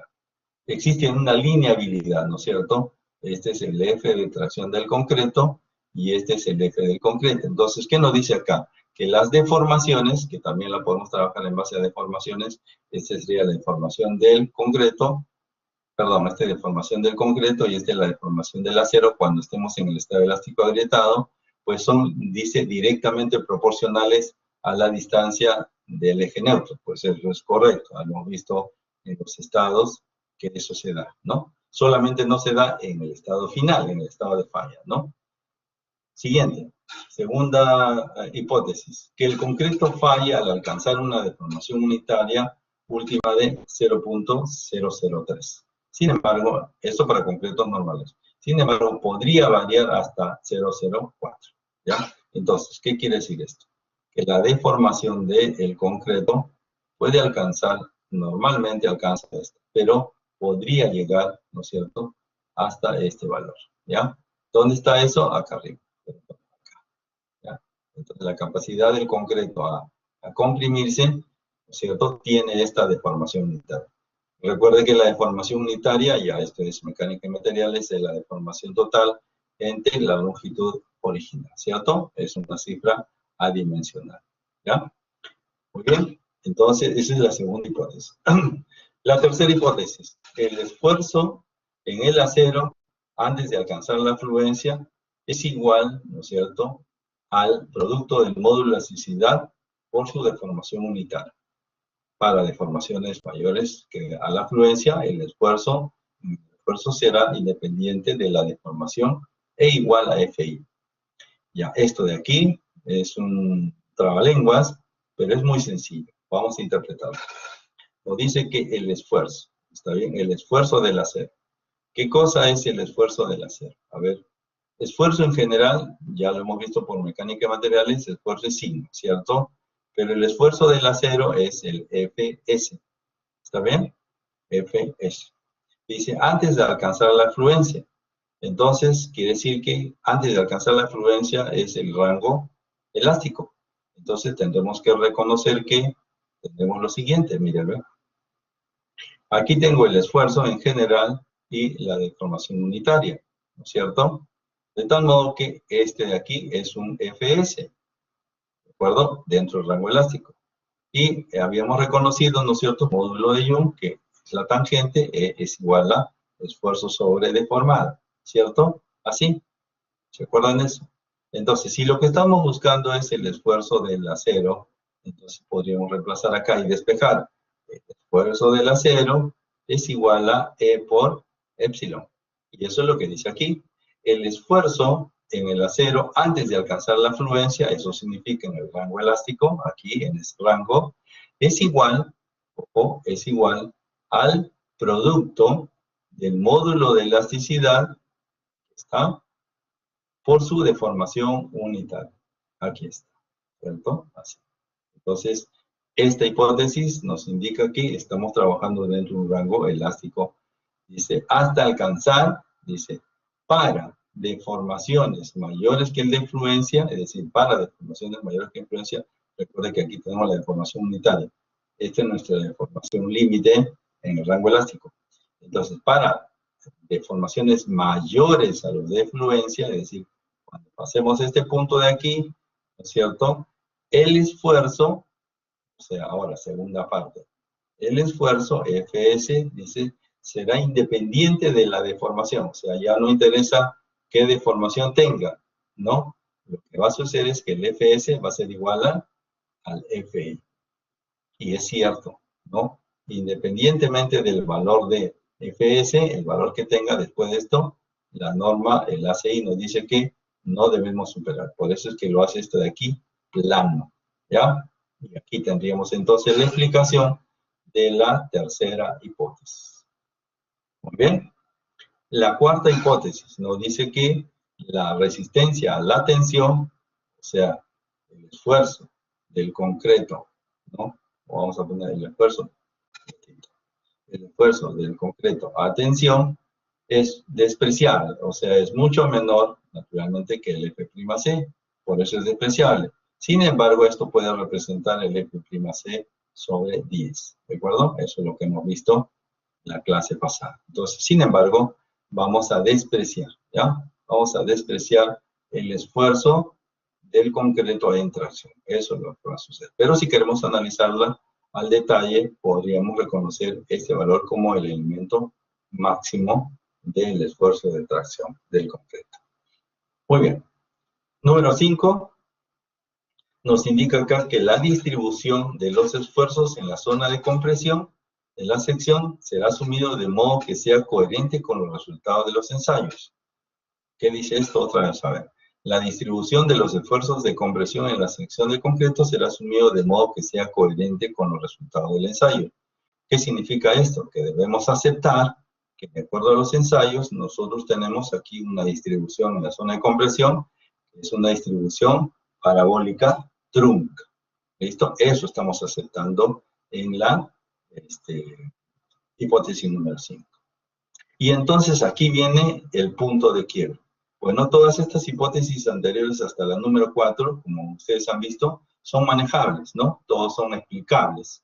Sin embargo, la hipótesis número 5, que nos obliga a trabajar la zona en compresión en su forma real, parábola trunca, entonces nos impide continuar.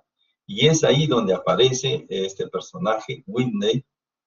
Espero que no lo olviden, no lo van a olvidar según mi criterio, y siempre les he dicho a mis alumnos, quien no reconoce a Whitney no tiene derecho a pasar concreto armado, ¿de acuerdo? Porque tiene el fundamento y la solución, ¿de acuerdo? Repito, quien no maneje a Whitney, y eso se lo vamos a pedir ya sea en la práctica, en el examen o en ambas, quien no maneje a Whitney, no creo que debería tener derecho a pasar, porque en realidad no se trata, el curso de concreto armado no se trata de encontrar un número y poner una varilla, no. Se trata de entender o tratar de entender el comportamiento del concreto, a pesar que, ¿no es cierto?, es complejo ese material, tenemos algunas hipótesis básicas, o sea, limitaciones. Todo lo que estamos viendo ahí, de la 1 a la 5, no todo se cumple, ¿de acuerdo? Pero nos permiten acercarnos a la realidad. Y en ese sentido, entonces, Whitney va a tener un aporte muy fuerte, ¿no? Porque es lo que dice el número 6. Los requerimientos del punto número 5, es decir, la distribución parabólica trunca, eso se refiere a los requerimientos del punto 5, son satisfechos, o sea, los resuelve la distribución rectangular propuesta por Whitney. ¿Qué significa esto? Que este señor se dedicó y estudió ese comportamiento de parábola trunca en la zona de compresión y lo transformó, lógicamente con bastante laboratorio, lo transformó en un elemento rectangular, en una distribución rectangular, que es mucho más fácil de analizar, ¿no? No solo porque tendríamos fácilmente de trabajar la zona de compresión mediante un bloque, sino también por la ubicación, ¿no es cierto?, de la resultante de la zona de compresión. Ese es el aporte de Whitney, ¿está bien? Entonces, ese aporte de Whitney es importantísimo y nos permite salvar, ¿no es cierto?, el modelo real, que es un modelo de parábola trunca, que naturalmente nos llevaría a trabajar con cálculo integral, ¿no es cierto?, para no solamente hallar el área, hallar el volumen y determinar el centroide de esa zona de compresión. Sin embargo, Whitney nos plantea una equivalencia. ¿Está bien? Muy bien. No sé si tienen alguna inquietud respecto a las 6 hipótesis de diseño en flexión, según el ACI. Por ejemplo, nosotros le podemos pedir, explíquenos de las 6. Le pedimos, fíjense, nunca le pedimos más de 3. Explíquenos 3 de las hipótesis básicas del diseño en flexión. Y los alumnos con las justas hacen 1 o 2. Por ahí, algunos, sobre todo las alumnas, son muy acuciosas en ese sentido, pueden hacer 3. Pero los chicos, difícil, ¿no? No sé por qué, ¿ya? Pero fíjense, aquí tienen ustedes las 6 condiciones, ¿ya? Las 6 condiciones, de las cuales a lo más exageradamente podríamos pedirle 4. Jamás les hemos pedido 6. Normalmente le pedimos 3, ¿ya? Entonces, si usted no es capaz de entender esto, entonces yo creo que simplemente está tomando el curso como algo matemático. Y esto no es matemática, ¿ya? Esto es tratar de entender el diseño, la razón por qué lo hacemos y los fundamentos con las limitaciones que tiene el análisis de este caso, ¿ya? Muy bien, me gustaría saber si tienen alguna inquietud, alguna pregunta en estas hipótesis básicas. Señores.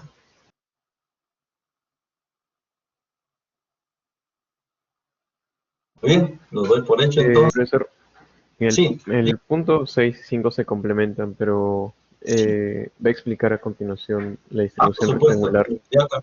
inmediatamente, sí. Lo que está proponiendo Winner es lo siguiente, te lo voy a aclarar. En el punto número 5 nos dice, señores, la zona comprimida tiene esta parábola, ¿cierto? Así, ¿ya? Esto es lo real, esto es laboratorio. Lo que hace Winner es lo siguiente, nos dice, y bueno, aquí lo estoy dibujando de manera grosera, ¿no? Pero Winner dice que vamos a tener una sección equivalente, ¿de acuerdo? Si esto es una distancia C, que es la fibra en compresión, hasta el eje neutro, esta distancia lo va a proponer como A. A es igual a beta por C, ¿ya?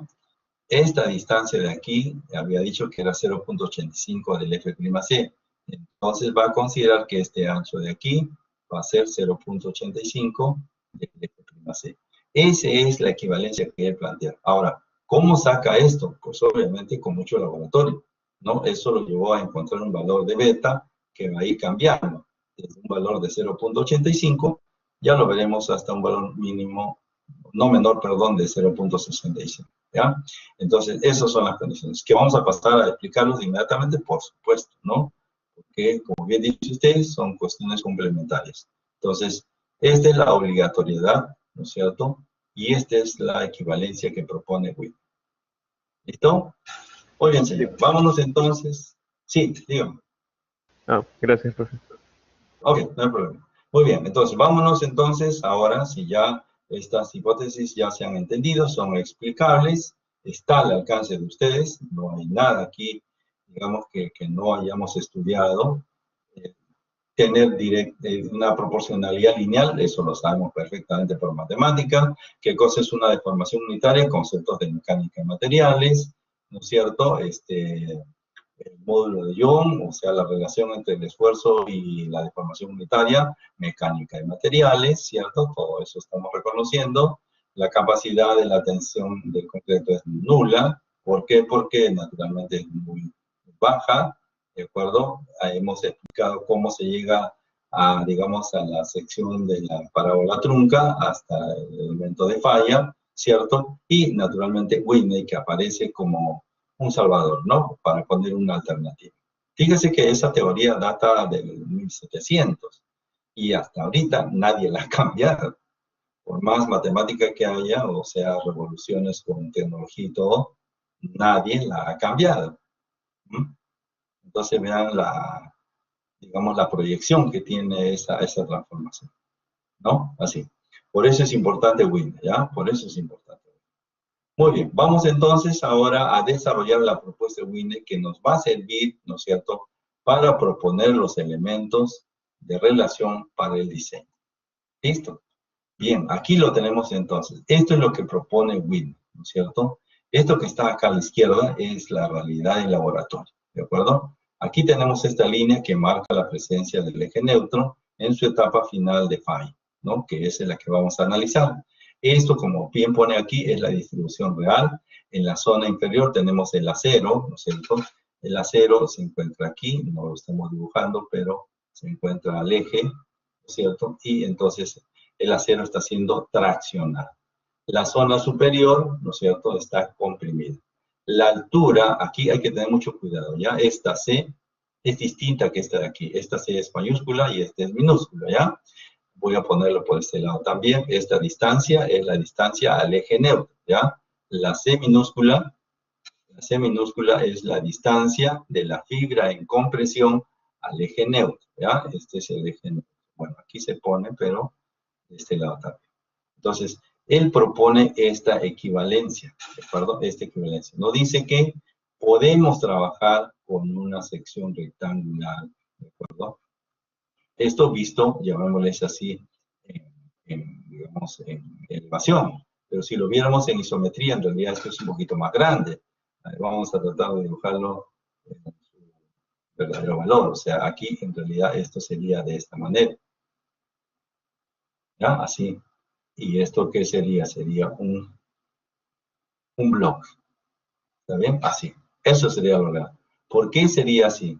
porque en realidad lo que yo tengo, si ustedes se dan cuenta, voy a tratar de dibujar aquí esto. Esta es mi zona comprimida, ¿está bien? Y está aquí abajo el acero traccionado, ¿no es cierto? Entonces, esta distancia, esta es la distancia C, minúscula, esta de aquí, ¿ya? La fibra de tracción es esta parte de acá arriba, ¿cierto? De compresión, perdón, y este es el eje neutro, ¿ya? Que es este eje de aquí, así. Entonces, si ustedes se dan cuenta, esto no es una parábola trunco, o sea, una cara, esta es la cara, perdón, ¿no? Entonces, lo que tenemos aquí, pues obviamente es un bloque, ¿no? Es un bloque, ¿ya? Entonces, para nosotros trabajar este bloque es mucho más sencillo, ¿cierto? Es mucho más sencillo porque nos permite entonces reconocer este bloque y calcularlo de inmediato, fácilmente. ¿Y cuál es la profundidad? ¿Cuál sería esta distancia? A ver, si ustedes me ayudan. ¿Cuál sería esta profundidad? ¿Qué letra le pondríamos?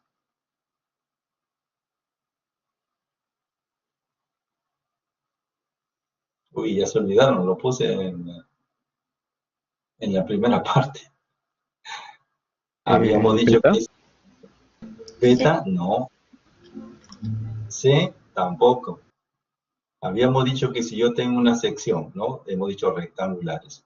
A este le habíamos dado una altura h, ¿cierto? Y a este le habíamos dado una distancia de B, B. correcto. Exactamente. Este es B, profundidad. ¿De acuerdo? Yo tengo el acero acá.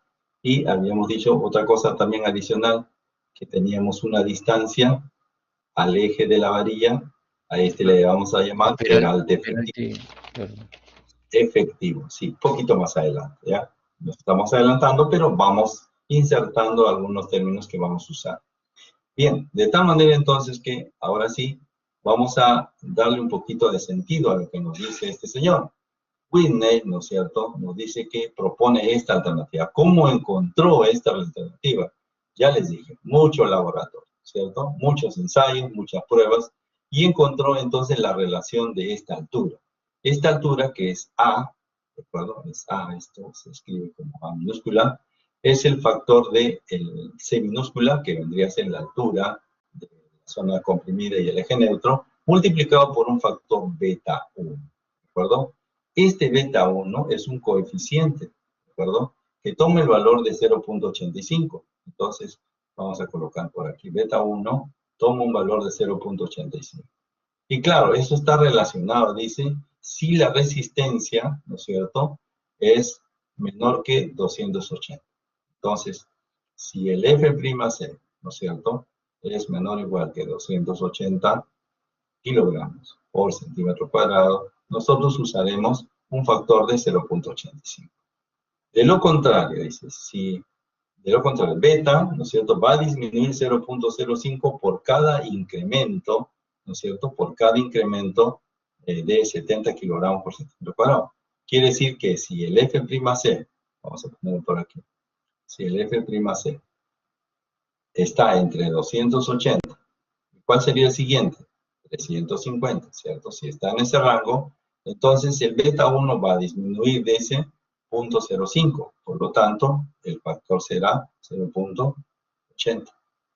Y en la siguiente, si el F'C se encontrara en un rango de 350, ¿cierto?, hasta 420, ¿cierto? ¿Cuánto sería el valor de beta 1?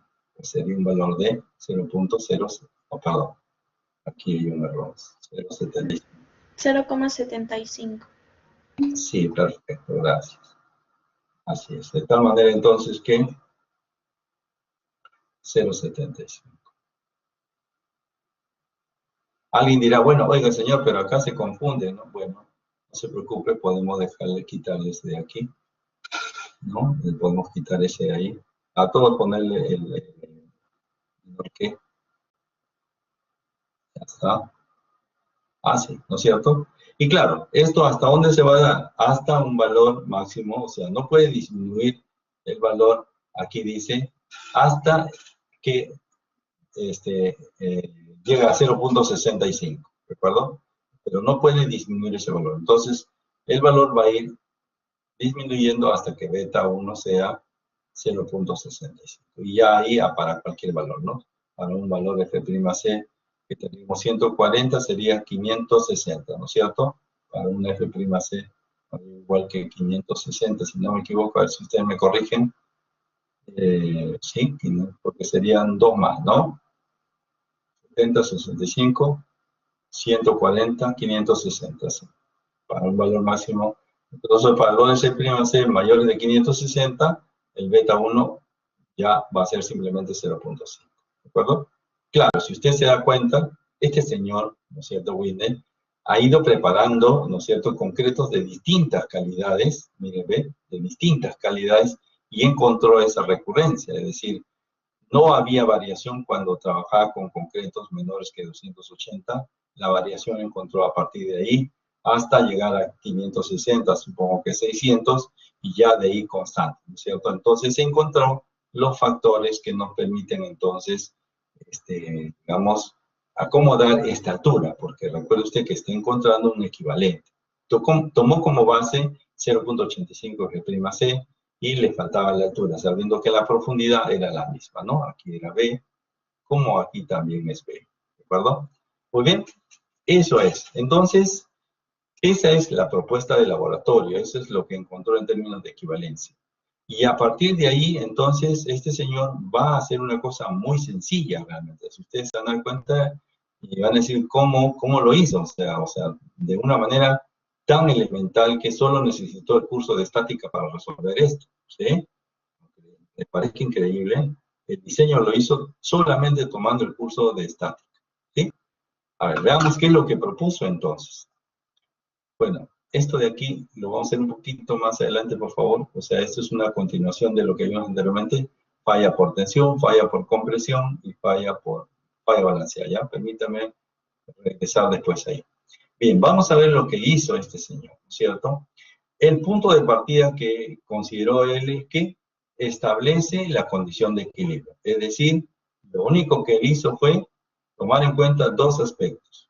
La sumatoria de fuerzas horizontales y la sumatoria de momentos respecto a cualquier punto. Fíjese, eso fue todo lo que necesitó para resolver toda esta forma de diseñar. Bueno, reconocí entonces lo siguiente, veamos de este lado, vamos a irlo reconociendo. Entonces, aquí tenemos la sección real, ¿cierto? Perdón, esta es la sección ya convertida. Esta es la sección real, la tenemos la convertida, esta altura es A, ya sabemos de dónde sale el valor de A, ¿no es cierto? Eso significa que la carga, ¿no es cierto? La carga que representaría la compresión de este bloque, recuérdense que esto es un bloque, ¿ah? No es un área, es un bloque. Y claramente se identifica aquí. 0.85 F'C es la base, la altura es A y la profundidad es B. Ahí la tenemos, ¿ah? Ahí la tenemos, es un bloque. Entonces, y va a estar concentrada a una distancia de A medios. ¿Por qué? Porque la altura total es A. Por lo tanto, el centro de gravedad está a la mitad. Esta distancia, entonces, desde la parte superior será A medios. Y otra distancia que ya hemos especificado es la distancia entre la fibra de tracción, perdón, de compresión y el eje de tracción. ¿Cuál es el eje de tracción? Precisamente el eje del acero. Y a esa distancia le hemos llamado peralte efectivo, D. ¿De acuerdo? La base sigue siendo B, la altura de la sección es H, y la distancia, repito, de la fibra en compresión al eje de tracción es D. Por lo tanto, aquí tenemos que la distancia entre estas dos fuerzas, porque aquí tengo esta fuerza de compresión y aquí tengo una fuerza de tracción, esta distancia va a ser D, ¿no? Esta distancia D menos, ¿qué cosa? A medios, ¿de acuerdo? D menos A medios, ¿bien? Vamos a ir identificando esos elementos y los vamos a ir remarcando, ¿ya? Bien, entonces repito, aquí yo tengo una fuerza, que es la fuerza en compresión, y una fuerza en tracción, que es la parte inferior, ¿de acuerdo? Y la distancia entre estos dos elementos es D menos A medios. Ahora, la pregunta está, ¿y de dónde sale esta expresión? ¿Por qué digo que T es igual a, ¿no es cierto?, AS por FI? Pues eso es muy simple, ¿no es cierto? Yo sé que esfuerzo, a ver, mecánica de materiales básica, esfuerzo, ¿qué cosa es? Fuerza sobre área, ¿de acuerdo? Fuerza es igual, perdón, esfuerzo es igual a fuerza sobre área. Si el esfuerzo es el del acero, es Fs, y alcanza su máximo valor en el FI, ¿no es cierto? Ahí se produce la falla. Entonces, este FI será igual a la fuerza. ¿Y quién es la fuerza? Es la tensión. ¿Y quién es el área? Es el área del acero. ¿Por qué es A sub S? Porque es el área del steel, ¿no? El acero en inglés, ¿cierto? A sub S. Y entonces, si usted de esta expresión despeja T, lo que va a obtener precisamente es el AS por el FI. ¿De acuerdo? Fíjense, todo lo que necesitamos. O sea, no necesitamos más cosas. O sea, aquí no hay nada nuevo. O sea, todo esto ya lo hemos estudiado, ¿no? Y claro, Wiener lo sabía, ¿ya? Entonces, la fuerza, repito, la fuerza, ¿no es cierto? La fuerza de compresión dice, ¿no es cierto?, él, que si en esta condición de equilibrio, por sumatoria de fuerzas, ¿no es cierto?, horizontales, por equilibrio, entonces C es igual a T, ¿no es cierto? Sí, así, por equilibrio, nada más. Entonces él plantea esto, ¿de acuerdo? Que C es igual a T. Por lo tanto, compara estas dos expresiones, que ya las hemos deducido, ¿cierto? Y entonces comienza aquí el detalle, ¿no? El arte comienza acá. Comienza a definir elementos para suprimir alguno de ellos, o sea, los va integrando, ¿no? Y denomina W como el índice de refuerzo. Detalle importantísimo, este valor de aquí, o sea, este símbolo, omega, siempre tienen que acordarse, lo van a requerir cada instante, ¿ya? El índice de refuerzo.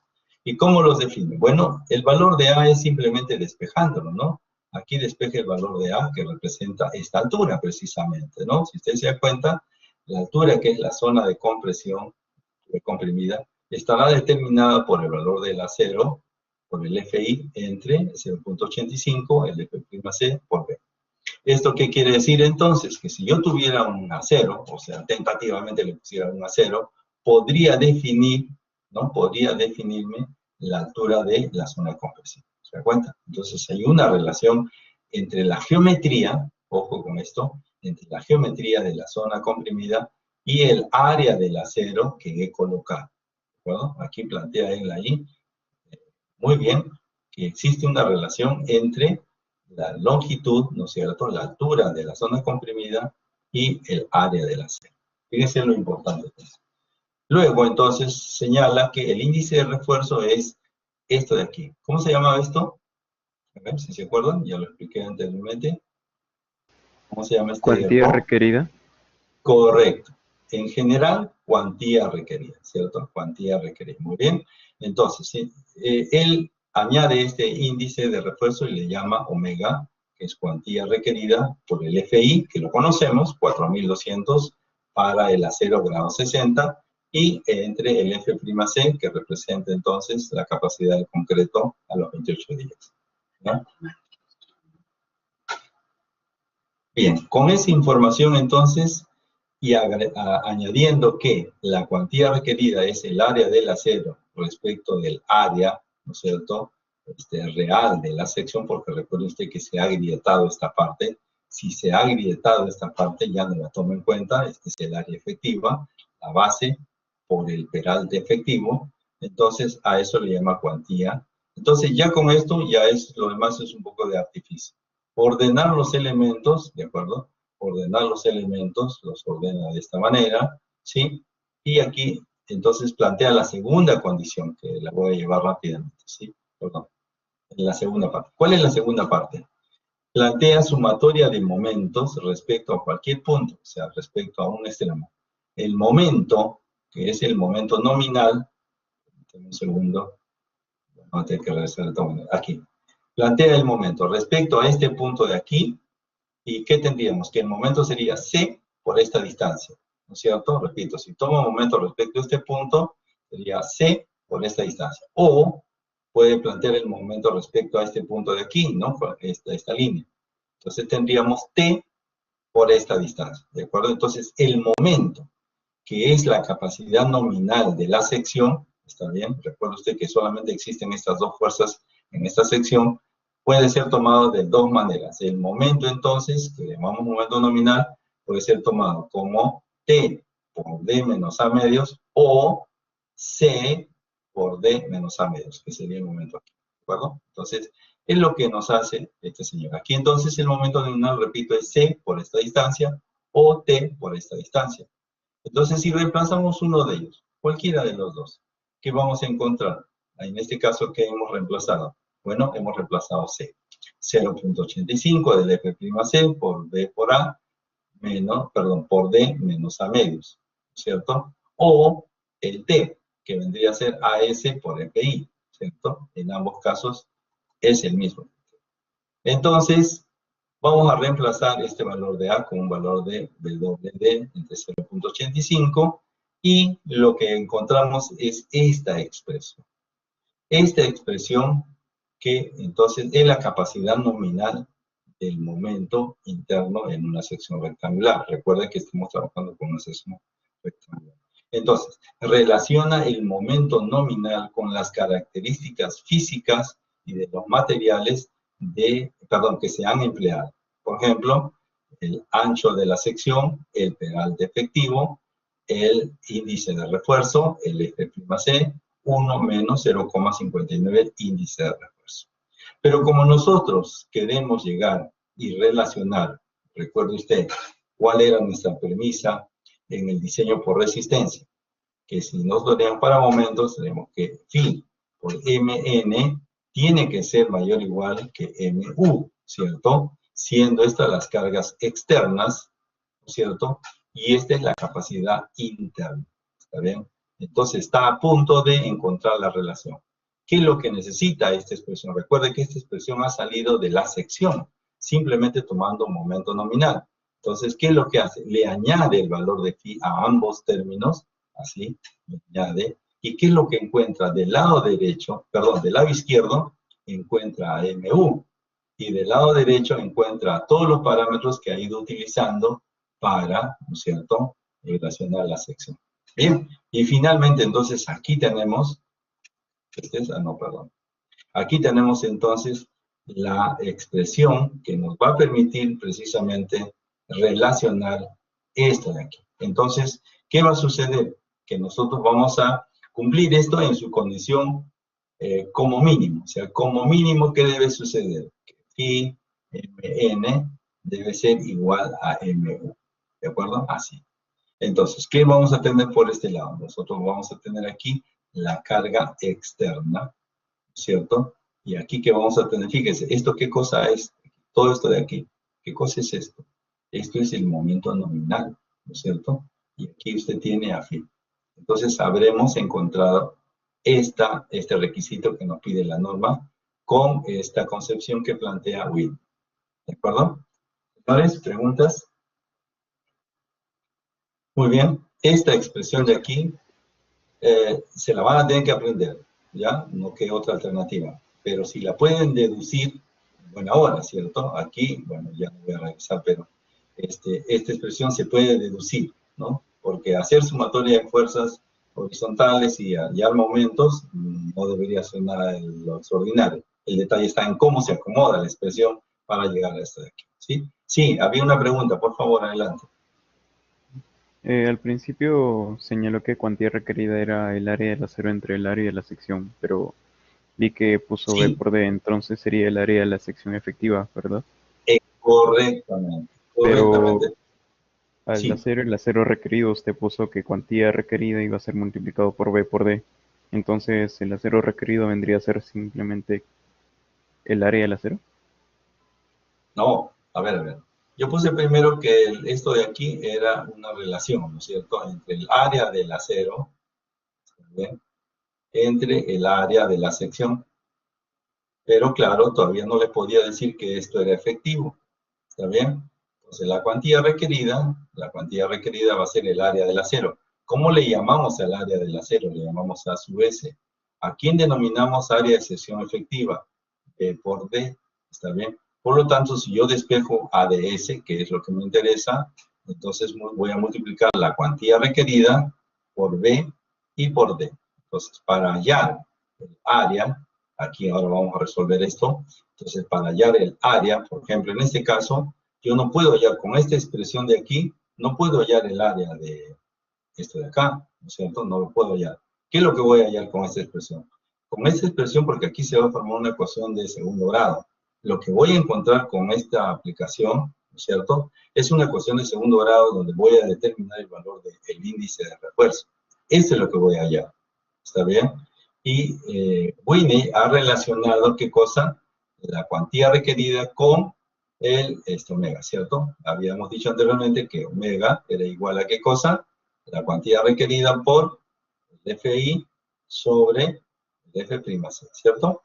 Entonces, observe usted, si es que nosotros encontramos el omega, ¿de acuerdo? Si encontramos a partir de esta expresión, fíjense, la carga externa la va a dar la condición externa, es decir, las cargas que existen, el momento máximo que usted tenga, amplificado. Este de aquí, este valor de aquí es 0.9. El F'C le van a dar como dato. B lo va a tener usted. D también. Lo que no tiene es omega. Por lo tanto, aquí en esta expresión, lo que usted va a calcular es el índice de refuerzo. Si tiene el índice de refuerzo, va a poder calcular la cuantía requerida. ¿Por qué? Porque la cuantía requerida va a ser el omega, aquí está, por el F'C sobre el Fi.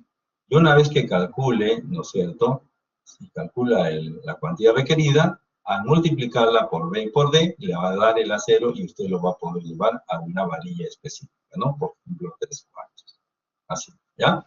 Ese va a ser el objetivo de nuestras siguientes clases. Bien, señores, no sé si... Gracias. ¿Ya? Ok, yo sé que esto todavía está en el limbo, es decir, ya tenemos aquí un ejercicio preparado, ¿no?, para resolverlo, pero lamentablemente ya se nos acaba el tiempo y no quisiera dejarles este ejercicio a la mitad. Lo haremos a la siguiente clase, no se preocupen, ¿no? Yo prefiero haberme demorado todo lo necesario en la parte teórica, ¿está bien? Sin embargo, esta aplicación numérica es sencilla, es fácil.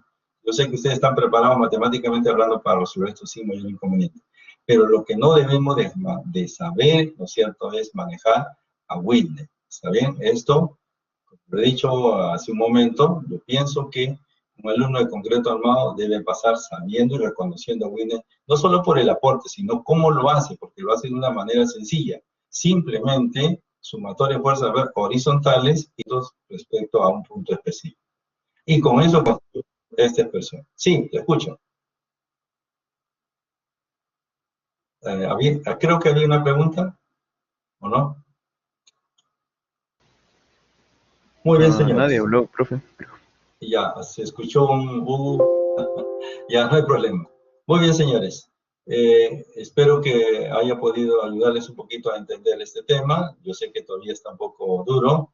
Esta información está en el aula virtual. Yo les pido, por favor, que lo revisen para que en la siguiente clase ya lo tengamos un poquito más claro, y si hubiera alguna duda, está bien, si hubiera alguna duda, pues comenzando la clase, preguntemos, ¿no es cierto?, para que los ejercicios que resolvamos tengan sentido, o sea, no solo sean resultados numéricos, matemáticos, no es la idea, ¿ya?, sino que tengan sentido, tenga el arraigo, el soporte de una literatura, que usted sea capaz, ¿no es cierto?, de sustentar un resultado argumentando, ¿no es cierto?, nociones que fundamenten, es decir, ¿qué es lo que tenemos como fundamento? Las hipótesis, la propuesta de Whitney, los estados, digamos, elástico agrietado, no agrietado, en fin, todo eso es soporte de la parte numérica, ¿de acuerdo? Y vamos a verlo también al revés, es decir, cuando encontremos un resultado, voy a preguntar, ¿en qué estado nos encontramos?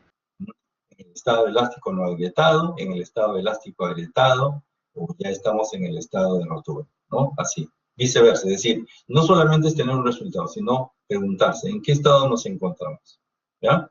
Claramente ustedes pueden darse cuenta que uno de esos estados es el que tiene mayor tiempo de exposición para esta sección. ¿Cuál de ellos es? ¿Cuál de esos estados es muy corto? ¿Cuál de ellos es muy largo? A ver si logran captar la idea.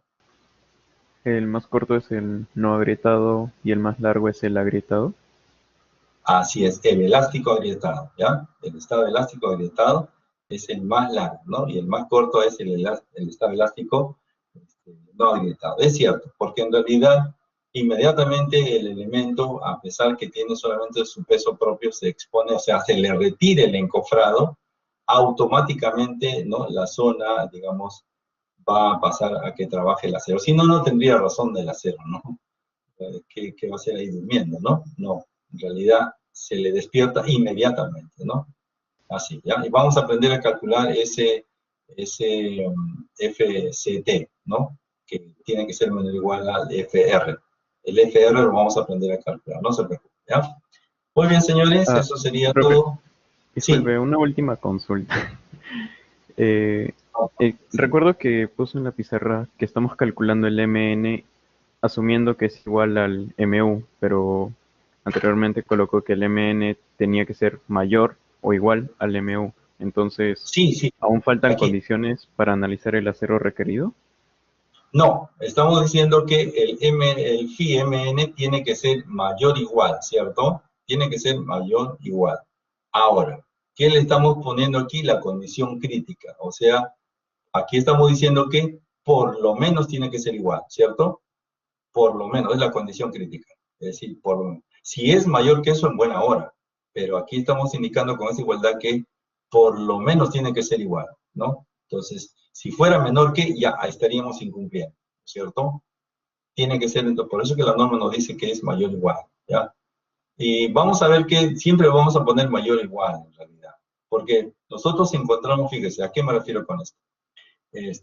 Cuando encontramos este resultado igual, vamos a encontrar finalmente un acero, ¿no? Por ejemplo, como dijimos, 8 centímetros cuadrados, ¿de acuerdo? Cuando yo coloque el acero, a menos que tenga, pues, o sea, como dije, a menos que coloquemos 4 varillas de 5 octavos, que nos da exactamente 8 centímetros, podría colocar 3 varillas de 3 cuartos y podría ser que eso dé más que el acero requerido, ¿no es cierto? Entonces le estamos colocando más acero. ¿Y qué sucede cuando hago esto? Se cumple esta relación mayor-igual, pero estoy partiendo de un mínimo que sea por lo menos igual, ¿ya? Por eso, entonces normalmente nosotros vamos a buscar este acero requerido, ¿no es cierto?, en su condición crítica, es decir, igual. Pero, si ustedes se van dando cuenta, el acero que colocamos siempre es un poquito más, y eso nos da como resultado esta relación que se cumple. ¿Mejor? Ingeniero, Sí, gracias. Dígame, María Fernanda. disculpe, ¿podría repetir exactamente a lo que se refiere con interno y externo? Sí, Esas claro que sí. notaciones, por favor. Ya, correcto. Mire, aquí cuando planteamos esta relación de igualdad, de desigualdad, perdón, decimos que el MU son las cargas externas. ¿Está bien? Es Profesor, decir, disculpe, no está compartiendo nada. perdón. Vamos a entonces un ratito. Ya, supongo que se ve ahí, ¿ya? Ya, ok. Sí. Aquí, correcto. Cuando digo MU y digo externo, es que estas cargas, o sea, este valor de acá, el momento último, corresponden a las cargas actuantes, ¿no es cierto? Y lógicamente vamos a sacarlo de un diagrama de momento flector, un diagrama de momento flector de carga muerta, un momento flector de carga viva y así sucesivamente. Y entonces nosotros, como usted recuerde, hemos hecho combinaciones, ¿no es cierto? Y de las combinaciones, que son 5, en realidad son 11, pero vamos a comenzar con 5. Esas 5, de las 5 tomamos la mayor, ¿de acuerdo? Y eso representará este valor. ¿Y qué cosa es esta parte interna? Es la reacción interna, la capacidad de reacción del elemento. ¿Y qué cosa vamos a calcular de esa capacidad interna? Vamos a encontrar el índice de refuerzo, ¿de acuerdo? El índice de refuerzo. ¿Para qué? Para relacionarlo con la cuantía requerida y luego relacionarlo con el acero, y entonces ahí habremos cumplido con esta relación, ¿ya? Muy bien, vamos a seguir explicando esto, no se preocupen con los ejercicios, ¿sí? Muy bien, creo que tenemos alguna otra inquietud. Profe, disculpe. Sería, Ya, ok, sí. profe, ¿sería posible que en las siguientes clases usted pueda cambiar el puntero del mapa? Porque no se ve cuando indica algo así. O sea, Ya, ponerle a ver, otro color. un Porque ratito. parece. Que no se ve. A ver, ¿esto de aquí se ve? ¿Esto sí se ve? Sí, sí se puede Creo. ver. Ya. Entonces vamos a usar de manera sostenida esto. Claro, parece que no se ve el cursor, ¿no? el cursor no se ve, pero esto sí se ve, ¿sí? Claro, cuando selecciona algún plumón, un color, desaparece el mouse y solo lo podemos ver cuando dibuja. Ah, ya, ya. Entonces vamos a usar de manera sostenida esta linternita. Ya, está bien, ok, está bien. Bien, ahí nos quedamos, señores. Ya la próxima clase, el próximo lunes entonces, previa revisión de esto, yo les pido por favor que también lo revisen en el aula virtual. Bueno, entraremos a la siguiente parte que representa nuestro primer ejercicio, ¿no? Si alguien puede intentarlo, por favor, aquí yo les doy libertad para que puedan intentarlo, ¿de acuerdo? Hay uno, y aquí vamos a seguir avanzando. Lean, por favor, esta información que hay aquí. Hay para hacer ejercicios, pero todavía eso no los hagan, ¿de acuerdo? Y ya con eso completaríamos la primera parte, ¿ya? Pero, debemos terminar primero esto y por lo menos hacer un ejercicio y ya compenetrarnos con la filosofía que nos plantea Whitney a través de su propuesta. Muy bien, señores, eso sería todo. Les agradezco por su participación. Cualquier inquietud respecto a compartir, es decir, que se vea o no se vea, avísemelo, por favor. Sí, yo veo que aquí, bueno, dice, no sé si estás compartiendo algo. Sí, pues, lamentablemente no me permite. No, profe, era yo. Tenía mala señal de internet. Bueno, ya, perfecto. Bien. Entonces, nos vemos en la próxima clase. Gracias a todos. Vamos a cerrar la grabación. Bien, han participado 33 alumnos, ¿sí? De igual manera, buen fin de semana, señores. Cuídense mucho. No salgan, señores, a cuidarse. Hasta el momento son los sobrevivientes, así que parece que la están haciendo bien. Así que sigan así, a cuidarse, ¿ya? Buen fin de semana.